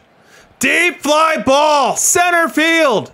Off the very top of the wall. One run scores. Here comes the second. He'll be in there without a throw, and that's a 2 RBI triple for Jackie Robinson. Fire. Wow, that was just tipped the top, came right back in, scores 2. let Sydney have a little breathing room still. But I tell you what, Hornsby's coming in to change that game. Hornsby, who has a fire moniker himself, a fire icon, I should say. Hornsby will face Maddox with one away and a runner on third. The pitch. Hornsby gets into one. Deep right center. That ball's down and going to the wall. Hornsby around second. He wants 3, and he'll get it. A sliding RBI triple that ties the game for Rogers Hornsby. In the immaculate words of Dishnet, lead go gone. Bottom 4 now. Not only is the lead gone, but he might lose the tie here. Talking about Sydney, as Ty Cobb bats with 2 away and Ozzie Smith in scoring position. Strikeout. 1-2 in the pitch. Lines it through the left side. Smith around third. He's going to try to score. He's in there. Lisboa leads 4-3. They've come all the way back from 3 down and now carry a lead themselves. Yep, I'm keeping my streak going. Sorry about that, Roscoe. We now go top 5. Roscoe's got a chance to even the score. Pedro still on the mound for Dave and facing a Rogers Hornsby with 1 away. The wind in the pitch. Deep fly ball right center. Get out the sour cream. It's Oppo Taco time. Speaking of Oppo Tacos, or sour cream, do you know what they put on the bottom of the hot dogs and their sausages in Seattle? I don't know. Cream cheese. It's a game changer. The guy has a caulk gun, puts cream cheese down there, and it really, really makes a hot dog delicious. That sounds disgusting and repulsive. So good. Pop Lloyd comes up here. We've got a tie game and Willie Mays on first. Pop Lloyd versus Pedro. The pitch. Lloyd lines it up the middle and a base hit. Willie Mays around second. He'll stop there and think better of making that third out at third base. And now 2 on and 2 out for Pudge. I really don't like the way that you talk about Pop. You make it sound like with such disdain, like you have dad issues. You know what? Just stop it. He's a man like anybody else. Hey, Pop Lloyd's a fine defensive player, but his bat is weak. We'll go ahead and use our matchup analyzer here. Pedro Martinez, face of the franchise versus Wright. Very green as a Christmas tree there. 3.36 on the FIP. A 1.9 on the walks per 9. So he's getting a lot of outs and doing a lot via the strikeout and not walking many players. Decent home run avoidance too versus that same side. And Pudge is an absolute nightmare versus Wright, but can he come through in the clutch here in Game 3? Those numbers are weaker than the elastic on my waistband of my boxer briefs, man. Ooh. Line drive, base hit to right field. 1 run will score. Pudge defies the odds and unties the game again. Look at that. Look at that. I can't get anything right yet. And so now Sydney's got an ever so precious 1-run lead, and he's going to try to protect it here in the bottom of the 7th. Maddox still on the hill as a follower, and he's going to face Rogers Hornsby. The 2-2 count to him. Looper to the second baseman. Easy little catch there for Pop Lloyd. Inning over, threat over. I'm not sure why they showed that. That seems to be like you going to the bar in your college days. You're like, oh, maybe I was going to get something, but then you didn't. You didn't get anything at all, Walnut. No. We've now got Dazzy Vance in the game. So Dazzy Vance in a setup role here in the 8th, trying to prevent Speaker, Mays, and Gwynn from finding a way to tie this game or even take the lead. We'll pull up some Dazzy numbers. Things we don't see often in playoffs for Hunter, Chuck. So Dazzy Vance, the reliever, is a 4.6 FIP above league average, but the whip is very good. We have a small sample size here, only 127 innings pitched in perfect. So we're going off of somewhat limited data. He is a reverse splits pitcher, a little bit better on his backup card versus left-handed batters. We'll see what Tris Speaker can do to him here. 0-1 count here in the 8th. The wind and the pitch. Line up the middle, base hit. Speaker starts the 8th with a loud single to center. Greg will always get it done. He is, I believe, the best player to ever play the game of baseball. Next up, Willie Mays, 2-1 count on him. Grounder to second. To second, 1 over to first, double play. Huge double play there, induced by Dazzy Vance. getting Willie Mays to hit into the twin killing. You rely on Giants, they'll always let you down. That's what I've learned. Next up, Tony Gwynn. 2 away and no one on. The pitch to Gwynn. Little weak grounder, fielded by Vance. Over to first in time. Vance gets out of the inning with 3 facing the minimum. Facing 3 batters and no runs come across. We now go bottom 9 and look who's still in there. It's Dazzy Vance. It's his game right now. And he's going to start off the inning versus Joe Mauer. Guy's dealing. Might as well keep it going. As we see from Mauer's stats in the bottom right around a league average bat versus right-hand pitching. He'll look to get on base to start off the 9th here. The pitch to Mauer. Weak grounder. Vance fields it over to first in time, 1 away. Vance is just a vacuum cleaner over here. Vance is working on that gold glove, and now he'll face Luke Appling with 1 away. I wonder he's staying in. These are the weakest hitters I've seen yet. Come on. Appling, a 263, 327, 351 hitter versus right-hand pitching. He's also reverse splitty. He hits right-handers better than he does lefties.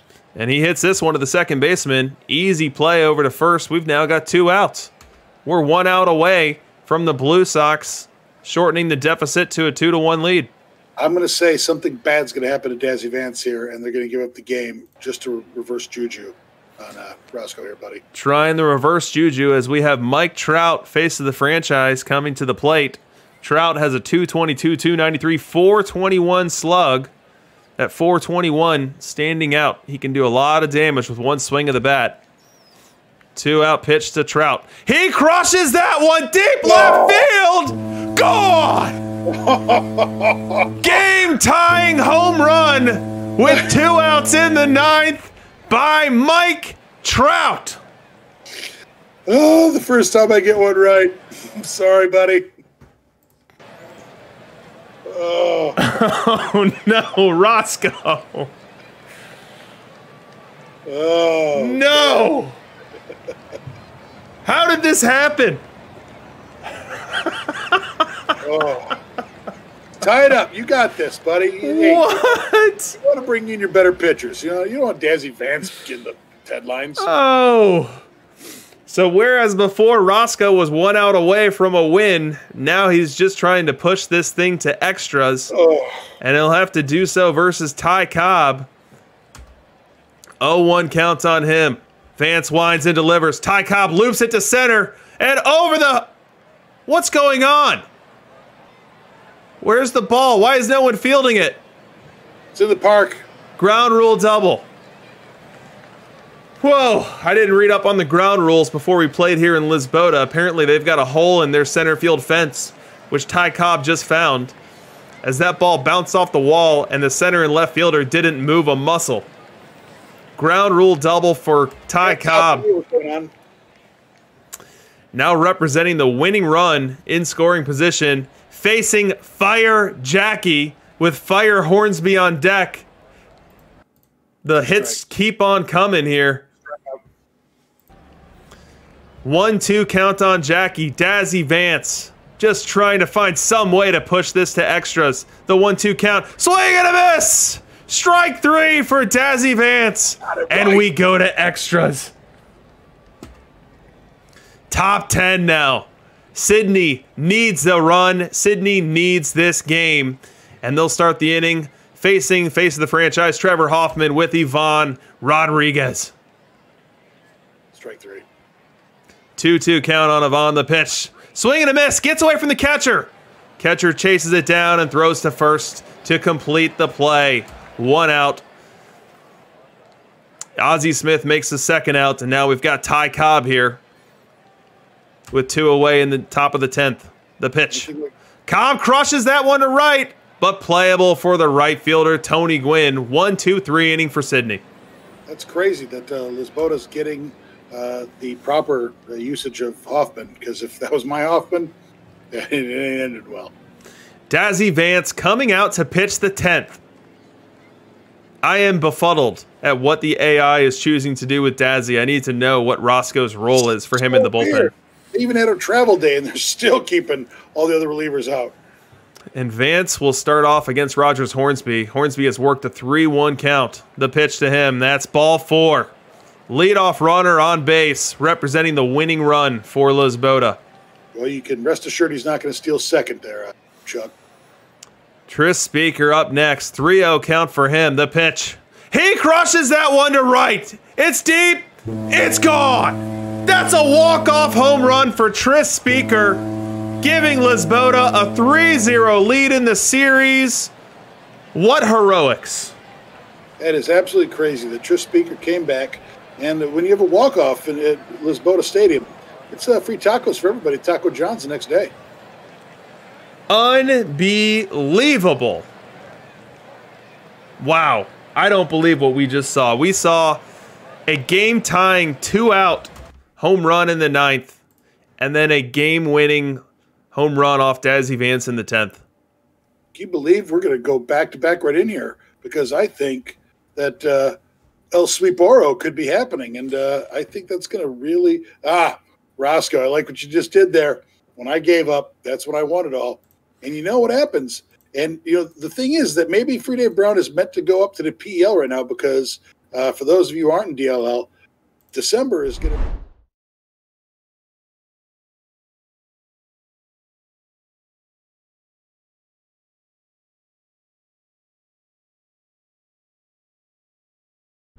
Very nice of you, Mr. Walnut. So maybe the game is getting Free Dave out of there, so he's not going to get a Ghost Ship DLL trophy in the month of December. Absolutely not. Wow, I can't believe what we're witnessing here tonight. What a game. Sydney was on the cusp of stealing that much-needed Game 3, and now they're going to have to work through. This is potentially a long sim. We have very quickly entered long sim territory. Yeah, seeing that it is 2 minutes in, let's have a talk about this. What are people hitting here for the playoffs so far? Let's go take a look. Here's the screen. Some of it's going to be blocked by your big dome and my, for some reason, out of focus dome. Well, you can't have all that. If that pretty came in right, people won't be able to concentrate. Yep. This is going to be a one-beer series. I've never seen a sweep. I've never broadcast a sweep before. So this would be something if we're already done. It's Tommy Glavine versus Spawn in Game 4. Advantage to Spawn. So definitely could happen. You know, that Mike Trout home run that tied it in the 9th was a pinch hit home run. First at bat of the World Series. Comes off the bench cold in that 48-degree weather and ties the game. That's absolutely crazy. Roscoe, if you could type in, what are you microing right now to try to pull off? We got to know in the mind. And you can tell us whatever you're going to do, because if there's one thing we know, Free Dave Brown isn't here to do anything about it.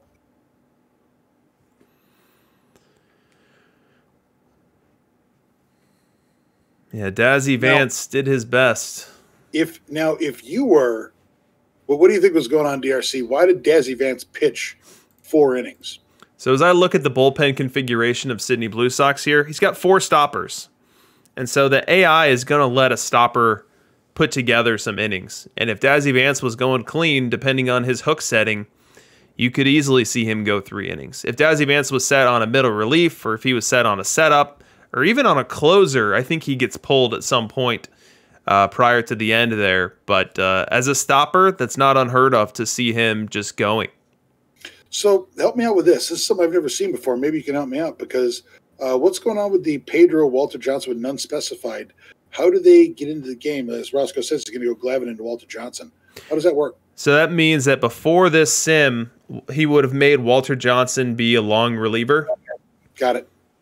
So there's none specified. When you see that, if you've got an active manager, that's basically just like a staging area where these guys, we know they pitched in Game 1 through some innings in Game 1.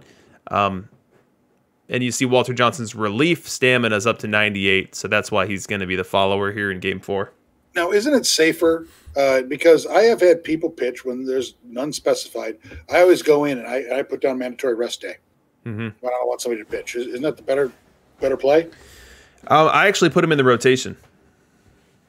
So I'll do 6-man rotation, and I'll hide him there. Another microwing nugget brought to you by DRC. I'm full of nuggets. That you are. That you are. So why don't we go ahead and have a quick little look at change it out. Let's open one more pack of cards. I think it's gonna be big this time. And I changed it so that we do have to click through them. Let's see if we can find some more heat. Let's go. I'm gonna make fun of everybody's face this time. We got this. That is very seductive. Oh, Eric Owens, right fielder, 2000. Can't make fun of his face because you can't see it. No, but his face was stupid. I promise you that. Next card. This one's a beauty. Oh, it's Cy Sneed. Hey, Steve, look at that. That is a solid ginger beard. That guy is at least 3/4 Irish, if not completely Irish, and I absolutely love the guy. I'm in envy of that beard. I couldn't grow that. Give me 7 years. Yeah, I can't get a beard game going that strong either. You're not a redhead. I need you to be quiet right now. Eric Mejia. Oh, is that Francisco Mejia's brother? Couldn't tell you. Okay, well, then I guess we'll leave it at that. Bobby Bradley, one-time, big-time prospect. The big thing with him was the strikeouts. You were always worried that he was not going to be able to have a big impact bat at first base because he was going to strike out too much. That guy, along with a whole plethora of people when he was a big prospect, were just strikeout victims. Mm-hmm. He was a 6-foot guy who played for Padres. He was, right? By 6 foot, I mean 6'8", left fielder. That guy. Franmil Reyes. Thank you. That guy also couldn't save his life. Here comes our bronze, and it's none other than Tomas Nido. It is Nito. You guys have similar looking beards if yours ever came into focus again. But, I get it. We can't have people concentrating on all that beautiful over there. Yeah, I don't know what's going on with my webcam. Maybe that kid's disgusted by your jersey because I'll tell you what, there's fewer things that suck more than the Bears. Yeah, the Bears are pretty terrible. Last but not least, we've got a hot iron coming in for you, and it's Wade LeBlanc. Oh, LeBlanc. I like what he's got going on there. Little known fact, Wade LeBlanc, he used to play pinochle with my uncle. I don't know that that's true. You know what? Neither do I. Still don't have our sim back.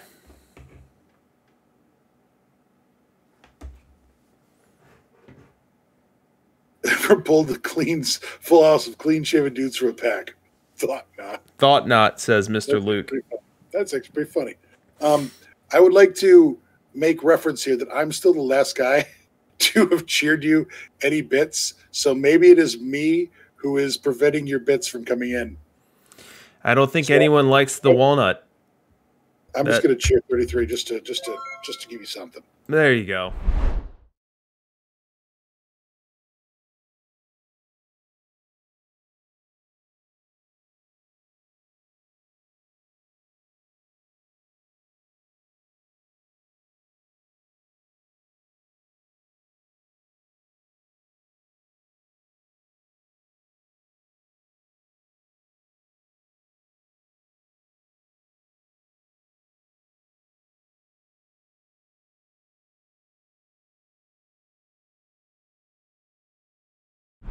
And I said I graciously said thank you, but no. But I did say that if I do, on the random off chance, happen to win, I told Chuck he could have carte blanche on making my trophy because the trophies I'm going to put out are pretty hot and they're well thought out.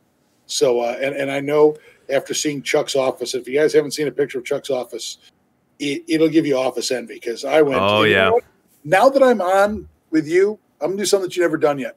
Swing. That's what Chuck's office does. And you've refused to do it. You live in Illinois, and you've never done the swing. And I thought that was going to be really good because most people who watch this are our age, and they know what the swing's all about. They get the swing. And Chuck's office setup, I can attest, is pretty incredible. I think he's got more screens than anyone I've ever seen in there, and he's ready to go. NORAD is envious of Chuck's office. Yeah, my office setup is none too impressive. Got a couple monitors here. Should probably get a third up there. Yeah. I didn't say nomad. I said NORAD. You totally glossed over my joke, and that makes me hate you a little bit for it. Yeah, I mean, your joke was average at best. Yeah, well, that's if my wife could get average at best, she'd be pretty happy. Oh, walnut. Yep, I'm bringing the heat, baby, bringing the heat. So, are we prepared for a world where Ghost Ship Free Dave Brown walks the DLL? That's what I need to know. He will saunter back on the message board without a shadow of a doubt in Discord, like the big swinging D. I promise you that. If he goes and he's going to talk big smack. Unbelievable. Crash SF Giants, thanks for the support. Chuck with a little bit more. Thank you guys so much. Certainly appreciate it.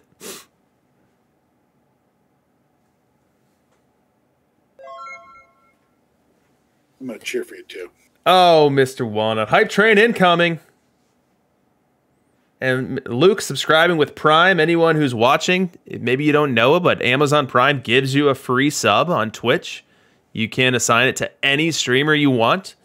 And for whoever your favorite streamer is, when you assign your Twitch Prime sub to them, that supports their stream. So, Luke, thank you for doing that. So, Roscoe, there's something I heard about, and we're going to talk in loose terms because I know how DRC likes to keep his stuff family friendly. But I was in New York staying with a coworker who happened to room with one Australian, and they had a spare bedroom where one of their Australian friends would always come over for about a month. So it was just always filled with Australians. And I got to meet one of the guys, and we talked about a lot of us being on the road for a long time. When you're on the road for a long time, you got to listen to talk radio, listen to audiobooks, sing, or whatever. But, sometimes when the night gets, when the road gets long and whatnot, everybody asks every now and again if you just, help yourself while you're driving, if it's possible to do. And the guy from Australia said, absolutely. We call that having an Australian. And I said, oh, do tell. And he goes, oh yeah. He goes, the Australian is the national newspaper. Is this correct? Roscoe, I'm going to wait to see if you come back. Have you heard of the term having an Australian? Or did this guy just make it up? Because it's one of the funniest things I've ever heard in my life. Oh, Roscoe, I want to see if this is actually true. Dying to know if it's true. So the Australian is known as the newspaper. So what he said is, you're driving, there's nothing going on. Roads are long. Open up the paper, pow! You make yourself a little hole in the middle, and you make yourself a human napkin, if you will. And once the deed's done, you roll down the window, and it just flies out the window.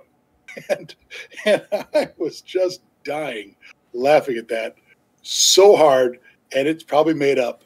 But the guy told a great story, and I guess great stories become even better when they're done in an Australian accent. And I enjoyed it thoroughly. And really any accent in general. I mean, I feel like Australian accent, British accent, pretty much anything but sounding like you or me makes you sound more entertaining, more intelligent. Absolutely. Unless we could do, I hope we can watch the next game. I will do all my terrible Slavic. That's not that terrible. That's pretty good. I do best, but in my country, I absolutely love that. I forget who made the commercial, but the guy, remember the opulence? It was opulence. I has it. And he had that miniature gold giraffe. One of the funniest commercials I ever watched. And this is where you fill up the all of the blank time. Oh, look there's my brother coming in with a new subscription. Attaboy. Lemabra. I'm sure I probably need to pronounce that with a little French flair to it, but thank you so much for the subscription, Lemabra. Lamar, that's fine too. And that gets us to a level 2 hype train. Level 2 hype train coming in. Yeah, so little known fact about Lamar, he knows so little about baseball. It's ridiculous, but he loves being entertained. He really enjoyed baseball cards growing up, and that's how I best knew him. And when I told him about this game and that his dad, Lucy say our dad, was playing it, he's like, I got to check it out, and he really enjoyed it. And he really enjoys watching all the games and looking at all the cards. And he likes playing the older cards. He really liked the Negro League set, and he had a really good time. But his dad was very sick and couldn't make a live NFBC draft. And those of you who are familiar with live NFBC, this was back in the day. You drop $1,300 on a team. We went to the draft, and he goes, I'm going to send Tim along with you, Jake. You go draft for me. I'm like, absolutely, I'll go draft for you. And I'm trying to do my dad, who's the Nashotah Rogues. He's down in gold right now. I'm trying to do him well by making some draft picks, and the whole time because my brother couldn't tell you anybody who was playing at that time. He kept buying me drinks and getting me pretty loaded, and he kept going, draft Travis Fryman. Is it time to draft Travis Fryman? Travis Fryman was long gone. And I don't know what it is. It kept making me laugh. But I made a clutch mistake in the 5th round or 6th round by jumping on the hype train. This will attest to my problem with pitching. I forget who I went – who I was just waffling between two players, and I forget who the first guy was, who was the logical pick. The second guy was Joba Chamberlain as a starter, and a rookie or a second-year guy. And I was like, I like what we got here. And I took Joba Chamberlain, and it went very poorly. And he still ended up taking 3rd place in the league because he did draft who's the guy for the Reds who pitched fantastic for so long and then got traded over to Pittsburgh and over San Fran. I feel like you lead the league in not being able to retrieve the names that you want and needing to rely on others to feed you the names. Yep, Johnny Cueto. He drafted Johnny Cueto with a free agent. He dropped most of our free agent dollars on him and still ended up taking 3rd place because I really crapped the bed with our good friend Joba Chamberlain. I'm streaming right now. I'm getting an interruption here. This might be when the pizza shows up. I sent a clown over to his house, actually. I've got a box. What could this box be, Walnut, and what do you know about it? I have no idea. Why don't you just open it up? Let's just see what it is. Stuffing. Oh, what could this be? Okay. What a setup. What could this be? Oh, my God. That was the cheesiest self-setup you've ever done in your entire life. And I highly approve. Yeah, that wasn't even planned. I just did it. All right, here we go. Let's do game 4 and let's see what the heck happened here. But I'm happy to have my trophy. Thank you, Rich, for sending that over. All right, so game 4. We kind of know what happened in terms of who won, but let's see how they did it. It was Warren Spahn for Free Dave Brown facing the Sydney Blue Sox. We got Al Kaline to lead off the game.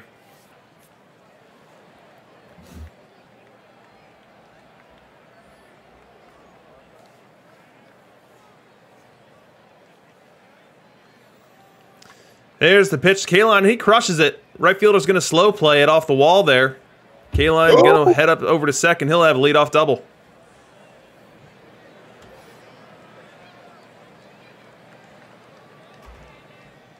That's never good. Okay, that starts it up. Still in the first, and we've got some more trouble. 2 on and 1 out for Hornsby. 2-1 count. Little ground ball to the second baseman. Makes the play to first, but not in time. Now they're loaded. Beating it out. You got to like it. You got to like it. Next batter, Tony Gwynn.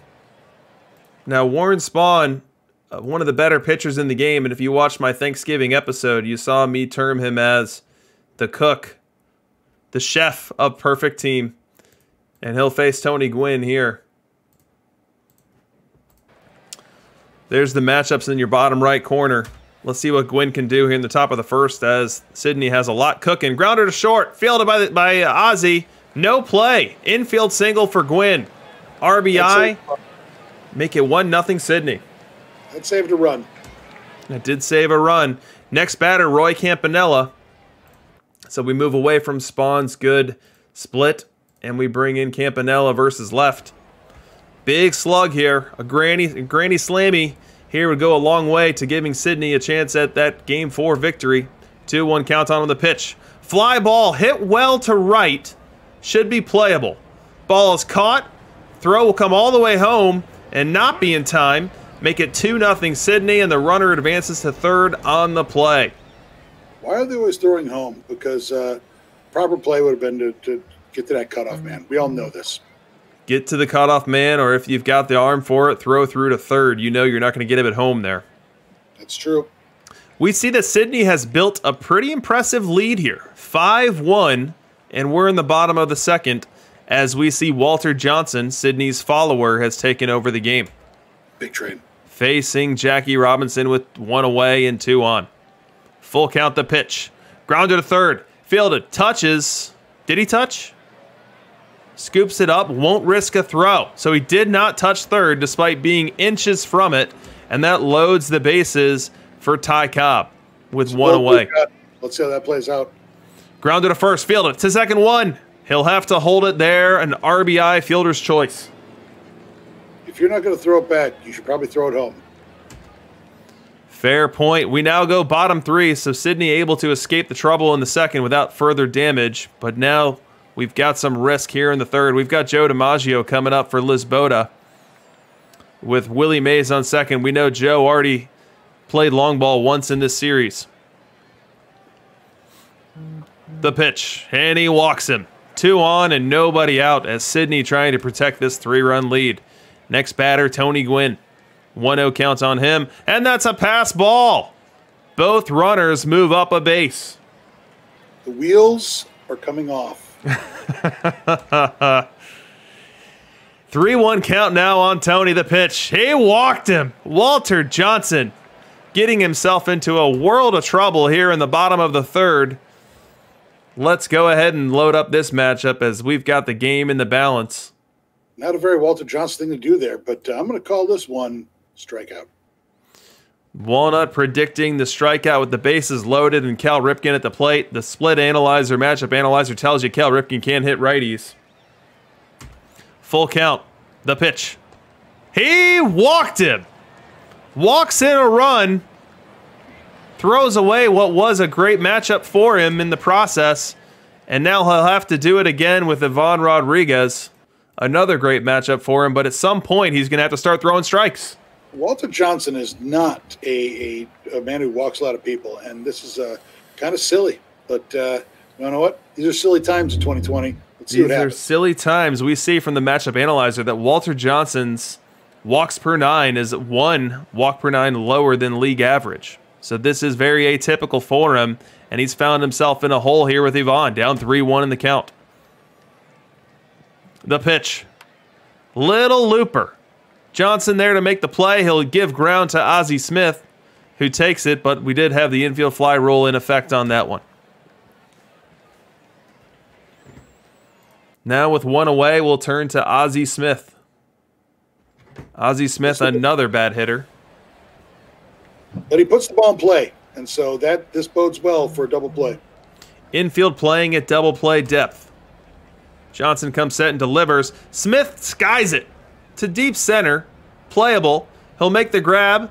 The throw will come home, as always. Run scores. And now it's a 5-4 game. These are silly sims if they're always going to be thrown home. I think we need to fix that with development. Marcus, we'll be in touch. Fire Jackie gets on base via the walk, it appears, which brings up Ty Cobb. 2-2 count on him. Game on the line here as Sydney protecting a very precious 1-run lead in the third. The pitch. He loops it to right and shallow. Out goes the second baseman. He'll make the play and end the threat. 3 left on base for Lisboeta. Yeah, the wheels are shaky here. They are barely holding on. You better tighten up those rivets. Roscoe's had a heck of a time protecting the leads that he has had, but he has an opportunity to add to one here. As we see Lisboeta turns to Bobby Matthews in relief, and Bobby Matthews will face Roy Campanella with 2 away in the 4th. We don't get to see some Bobby Matthews very frequently, so let's see what his numbers look like. Bobby Matthews versus Wright. We've got a 329 sample, inning pitch sampled here, which has a very strong K per 9, though he struggles with the walks, which puts him right around league average on the whip. You know what? We see almost triple what we saw for Dazzy Vance, so let's see what we got here. Little looper. Oh, no! Ozzie Smith drops a lazy fly in the infield. Is this how we're going to draw the game up? Did somebody laser in his eye? What is going on? I don't even make that error. So if Ozzie's doing it, what chance is there for the rest of us? Ozzie Smith drops the laziest of infield pop-ups to allow a unearned run to score here in the 4th. We now go bottom 4, and Sydney is gifted that 6th run, which now gives them a 2-run lead to protect. And Walter Johnson will go to work versus Joe DiMaggio with Willie Mays on first. The pitch. And Joe gets into one. Taco Tuesday ties the game. Make it 6-6. He switched it up like you on Wednesday nights there, Mr. DRC. No comment. We go top 5. Sydney, completely unable to protect any leads ever, will now try to build a new one. And they'll start with Luke Appling versus Bobby Matthews with a full count. The pitch. Appling rifles it down the left field line for extra bases. He'll head to second and will slam on the brakes there with a sliding double to lead off the 5th. Put in the corner again, like kidneys when he was a child, all the time for writing on the walls. Still in the 5th, we've got a new pitcher. So it appears that Bobby Matthews walked Ozzie Smith, which made the AI say, okay, that's enough Bobby Matthews for one day. And they call on Red Ruffing. Golden gun. This guy's got an arm, Chuck. This guy's got an arm. As you see from the analyzer, he carries himself with a very strong K per 9 and a really attractive whip versus Wright. And he'll face Al Kaline, who does struggle versus that same side pitching significantly. 1-2 count on it. The pitch. Swing and a miss. Strike 3. 1 away. Up next is Cap Anson, one of the few right-handed hitters in the game that actually does a good job of hitting versus right-hand pitching. The matchup analyzer tells you he's actually a positive bat value with that 275, 334, 425 triple slash. Problem is, he's a Chicago Cub. He's going to let you down. And let him down he does as Cap Anson hits into an inning-ending double play and retiring the threat. So they get first and second with no one out and proceed to strike out and then double play out of the inning. We now go top 6. Ruffing still in the game. And as attractive as Ruffing's VR split is, his VL split leaves a lot to be desired. The whip jumping up towards 1-6. And he'll face Tony Gwynn as Sydney again tries to build a new lead. 1-2. Gwynn rifles it into right field. That's a single for him. He'll have runners at first and second and 1 out for Roy Campanella here in the 6th. 1-1 count on Roy. Ruffing delivers. Grounded through the left side. Ozzie unable to make the play, having a real rough game at short, and that's going to score a run. Now, I don't watch a lot of Sims, so do you see a lot of people gunned out at home, or is it mainly do they score when they show the scoring home? You see a fair amount. I'd say it's about 8 out of 10, 9 out of 10 are safe. Okay. Red Ruffing now faces Ty Cobb as the Blue Sox have taken the lead and will look to grow it here. 0-1 count. Cobb crushes it to center and deep. Center fielder back, able to make the play. A leaping one-hand grab by Willie Mays to save at least a run. And that ends. Oh, go ahead. The guy can play catch. He's good. So that ends the threat for Sydney in the 6th. We now go bottom 6, and the Blue Sox will be asked to protect a lead, which they're 0 for the century in doing so. They'll start off with Hoffman. So Trevor Hoffman into the game very early here to face Ty Cobb. The pitch. Cobb lines it to left. A leadoff single for a major threat on the bases. Why do I feel like Hoffman's going to blow it? Like, we'll leave it at that. Well, he'll have an opportunity to do just that as Cobb has stolen second base and now faces Rogers Hornsby with nobody out in the 6th. The pitch. Hornsby fly to center. Playable. Mays makes the grab and no runners advance. Next batter up, Willie Mays. 1-2 count on him. First a pickoff throw. That's a highlight, huh? Oh, you know it. I wouldn't want to miss a single pickoff throw. You would? No, it's like reading anything DRC types. Pointless.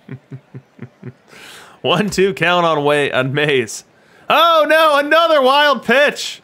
This game's got a bit of everything. Wow. That's going to move Cobb to third. Yeah. Da. Now the infield comes in as Hoffman pitches to Mays. The pitch. Swing and a miss, strike 3. You know, I'd like to think, though, that if Mac Jacks were in here, this would be going even worse for Sydney. So it's probably better this way. Yeah. So up comes Joe DiMaggio, who has been a very tough out in this series. And Joe DiMaggio is what separates Sydney from keeping this lead through the 6th. 2-2 count on him. The pitch. Fly to left. Playable. Makes the grab. Gwynn makes the catch and ends the threat here in the 6th. All right, well, we still got a lead here. Still got a lead as we go to the 7th, and in comes Special Edition Bob Gibson to face Ivan Rodriguez with 2 outs and nobody on. There are 2 outs, and we all know all good parties start after 2. 1-1 count the pitch. Ivan rifles it down the left field line, all the way to the wall. He'll have a 2-out double. That is some Blair Witch Project corner right there. Tris Speaker, the next batter up, and this is a big moment in this game as we're late in the game protecting a 1-run lead with a runner in scoring position. Tris has already had some moments in this series. Does he have another one in him? As we look at Bob Gibson versus left, really struggles. He's not striking out many and he's walking a ton, although the home run avoidance is pretty strong in our sample. Here comes the Gray Eagle. He walks him on 4 pitches, which brings up Jackie Robinson. Fire Jackie. So Fire Jackie has an opportunity to really have an impact on this game. Full count. The pitch. Jackie, a little dinker. Fielded by the catcher. Over to first in time. And that ends the 7th. Holding out for dear life, Chuck. We go. Bottom 8. Gibson still in the game. He'll face Ty Cobb to start it. Full count on him. Gibson winds and delivers. Loop to left. Diving grab by Tony Gwynn. Saving at least a runner on first. Next batter, Rogers Hornsby. 3-1 count the pitch. He walked him.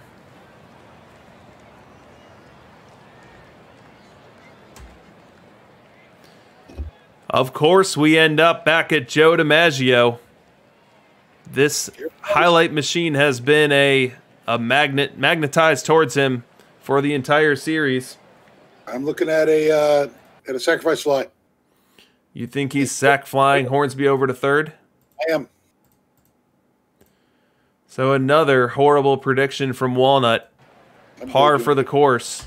1-2 count. Infield shifted. The pitch. A little grounder. Fielded by the pitcher to second for 1, and he drops it! Ozzie Smith drops it at second base here in the bottom of the 8th. Both Ozzie Smiths with errors in the game. This is silly. So Gibson tries to get not the lead runner, but the middle runner at second base, throws it to Ozzie. Ball gets away. So instead of having 2 out and runners at the corners, they're loaded for Tony Gwynn facing Bob Gibson, who does struggle versus left. Terrible matchup here for Sydney. Let me ask you a question. When you have an outfield or we have an infield like this, would you even ever consider using the infield shift? Yeah, I still shift plenty. So I think shifting, shifting in real life, shifting is about being where balls are hit. Shifting in real life is definitely about being where balls are hit. Shifting when you're playing against the greatest hitters of the game who can put the ball opposite field whenever they choose, I think is silly. I don't know how true that ability is. I think that might be an old wives' tale that we like to believe that all the greatest players of all time were going the other way for inside-out singles, when in reality, I don't know that was really the case. I was at the they don't call it the Hall of Fame game, but I was at the Field of Dreams game they have every year, except this last year, and I heard Wade Boggs talk. And that's all Wade Boggs said. He said, for everybody who is younger coming up, and his advice was learn how to the opposite way, because it's not all about pulling. Yeah, but you're talking about a player who built their game like that. And the player who comes up with a neutral profile, a Wade Boggs or a Tony Gwynn, your infield's not going to shift, just like they're not shifted here for Gwynn. But if a heavy pull guy comes up, then you do shift. So I am a pro shift. I'm not a 10 slider shift. I don't have my slider all the way to the right, but I've got it probably 7 or 8 clicks. Really? Mm-hmm. That's what makes you a PL champion and me going back to gold. Let me just take a drink real quick. Please tell me you're going to drink any. All right, 1-0 count on Tony Gwynn here. Game hanging in the balance in the bottom of the 8th. The pitch, and Gwynn rifles it into the corner. That scores 1. It scores 2. And the Lisboa team I can't pronounce has taken the lead from Sydney in the bottom of the 8th on a 2 RBI double by Tony Gwynn. Lead go gone. And now Sydney's task has shifted from protecting a lead to trying to keep this one close so that their offense has a chance to come back in the 9th, and they'll do so against Cal Ripken here. 2-2 count on him. Ripken lines it to right center. Diving grab! Both runners will tag. Nothing the defense can do to stop him. So make it 9-7, and now we go top 9, and this could be it. This could be it. We've got Ozzie at the plate and Hoffman on the mound. Ozzie looking to redeem himself here. 1-2 count. Hoffman winds and delivers. Smith grounds it to short. Fielded and across the diamond in time. Smith to Smith. Liz Boda wins the World Series in a sweep. 4-0. And the ghost ship passes through the night. If a ghost team wins, there's nobody outfield to see it. Did it actually happen? I don't think it did. I agree. What you've all witnessed was a lie, folks. And what you've also witnessed is that Sidowing gets you spanked. Of course, that's your takeaway. You heard it here first. Of course, that's your takeaway. Well, Roscoe, I'm sorry that it had to go this way. I'm not surprised that you could have lost. Lisboa is perhaps the best ghost ship in perfect team, but happening in 4 games. Could he possibly ghost ship to a PL championship? Is it possible? Because that would be awesome. So my experience is that it is impossible. The only way that I ever competed was when I made it my full-time job to babysit my team, set all of my lineups, set all of my pitching strategies. But other people are way better than me at finding success with set it and forget it. Like Whale King doesn't do half the active management that I had to do to stay up there. So Like, clearly there are people who have found ways to set it and forget it to some success and perfect, and maybe Lisbota's got that magic touch. I don't know.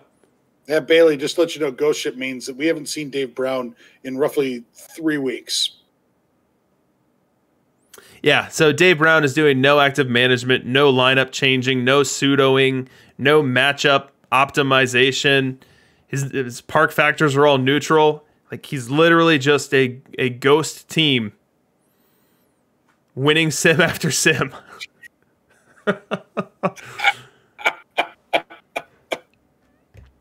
He's a machine. But you know what?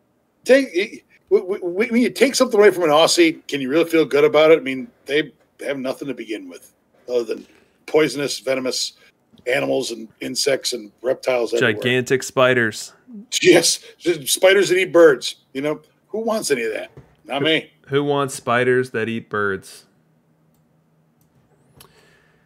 Wow, I can't believe how quickly it's done. I don't even know how to deal with the sweep. My wife could believe this. Well, we'll go ahead and start our lounge music here as we'll begin to wrap things up. Whoa, there's 2 things that I think you're missing on, mister. 2 things. Mm-hmm. First thing is, you can't let that 1 pack just sit there unattended. And number 2, don't you have any tickets to give away? Oh, boy. I'm so glad that you're here as my caddy. Let me help you. Yeah, let's do a perfect point giveaway. Let's do a perfect point giveaway. Win this too. So let me get into where I need to be. I feel entirely unprepared. Oh, what should we call this? Let's call it the Walnut giveaway. Walnut 33 giveaway. All right, hopefully I win then too. I'm putting it in. Can't stop me.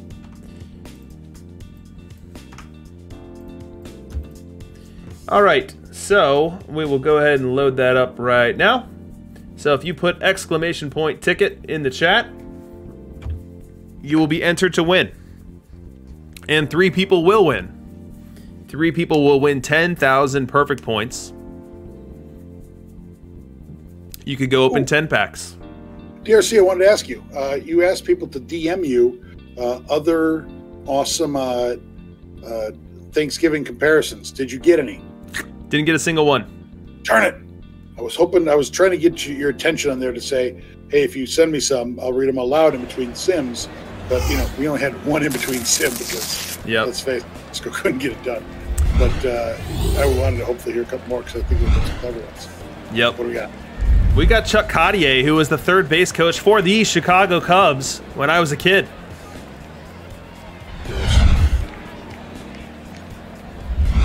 Big bronze Sam Hilliard, who was a fantasy sleeper coming into this year. Ooh, big time fantasy sleeper. But you want to know what? I don't think he was going to play as much time in the outfield as he wanted because there's a wait for that guy in second base. Made the move to the ooh, Carson Kelly. There's a guy who'll let you down. Big fantasy sleeper coming in as well. Man, how many awesome catchers just have never panned out? That's a tough position to play. Joe Hudson. Maybe he can add his name. Oh, we've got some gold coming in. Look out! It's a gold for Ert Stevens! 88 overall! Boom! I played that guy in tournament for a very long time because I knew nothing about ratings. Oh. We'll finish off with one of the uglier players in the game, Daniel Descalso. Yeah, ugly is his game, but strong he is in the clubhouse, which keeps him alive, keeps him relevant. Mm-hmm. See, now that's how you come out of things there. You just don't put in the music. Let's see some good cards coming out. We see just a lot of nice things. I mean, we got to do something. Wait, let's see who wins because I really hope that Roscoe wins at least 10,000 points. Yeah. So I went to the World Series and all I got was this stupid 10,000. So last call, exclamation point ticket in the chat gets you in the drawing. I'm closing it down in 10 seconds. 5, 4, 3, 2, and 1. Let's draw some winners. First winner. I'm rooting for Roscoe. First winner is Waddy. Next winner is Extreme UW. And last, rooting for Roscoe here. Last, we've got Tan 5I. Yeah, he had a good percentage chance to win with only 30 people in there. I know. Had a great chance to win and couldn't pull it off. Everyone had a 5.88% chance to win. But they gonna donate their PP to our good boy. Yeah, so Wadi I know is a multiple-time winner. Extreme UW might be. I think so, but I could be wrong. Tan 5 I think is new. Guys, I know he's a giver. He's a Wisconsin guy. I bet he donates him to Roscoe. I bet he does. Watch this. It's my call. UW went to Wisconsin. You know, I didn't even notice it, but I had prepared MacJack's logo in the matchup analyzer. If you look there, you see his Warbird logo. I mean, MacJack's was up 3-1 or 3-2 in that series, and given that Dave was asleep at the wheel, I figured that MacJack's had to win. But he was also gone. He fully admitted that he was barely making it back. Yeah. It looks like UW is being all quiet, so I guess we got our winners. Congratulations, gentlemen. All right, guys. Well, we will move to shut things down here. Next broadcast is going to be Tuesday for Reading Between the Lineups, when I will have Jesse Roche on from Baseball Prospectus. I believe he made the Perfect League playoffs again, so I think he'll be hanging around in Perfect for a third consecutive week. Could be wrong on that. I'll have to check the standings, but his Richmond Rhinos are doing pretty well up there. But that'll be a fun interview to dig into. And then Thursday, we've got another episode of This Week in Perfect Team. Sure hoping that Kidneys can join me again on Thursday. And then a week from today, I don't believe that I'm going to be doing this broadcast again. So the DLL World Series is at a couple hours earlier than the Perfect League World Series, which is a bit more disruptive to family plans on Sundays. So this could very well be the last broadcast for some time. But I want to send out thank yous to everyone who hangs out and watches these broadcasts and interacts with us and helps Walnut remember abstract player names and abstract references like Hank Azaria, because he's certainly incapable of doing so himself. And this has been a ton of fun, and we'll always look for other opportunities to do things like it. You're going to feel terrible when I have to mention 4 years. But until then, it is funny to make fun of. All right, guys. Walnut, any parting words? No, thank you for my first and last time ever doing this with you. It was quite a treat. The treat was all ours. All right, guys. We're shutting it down. See you later. Take care.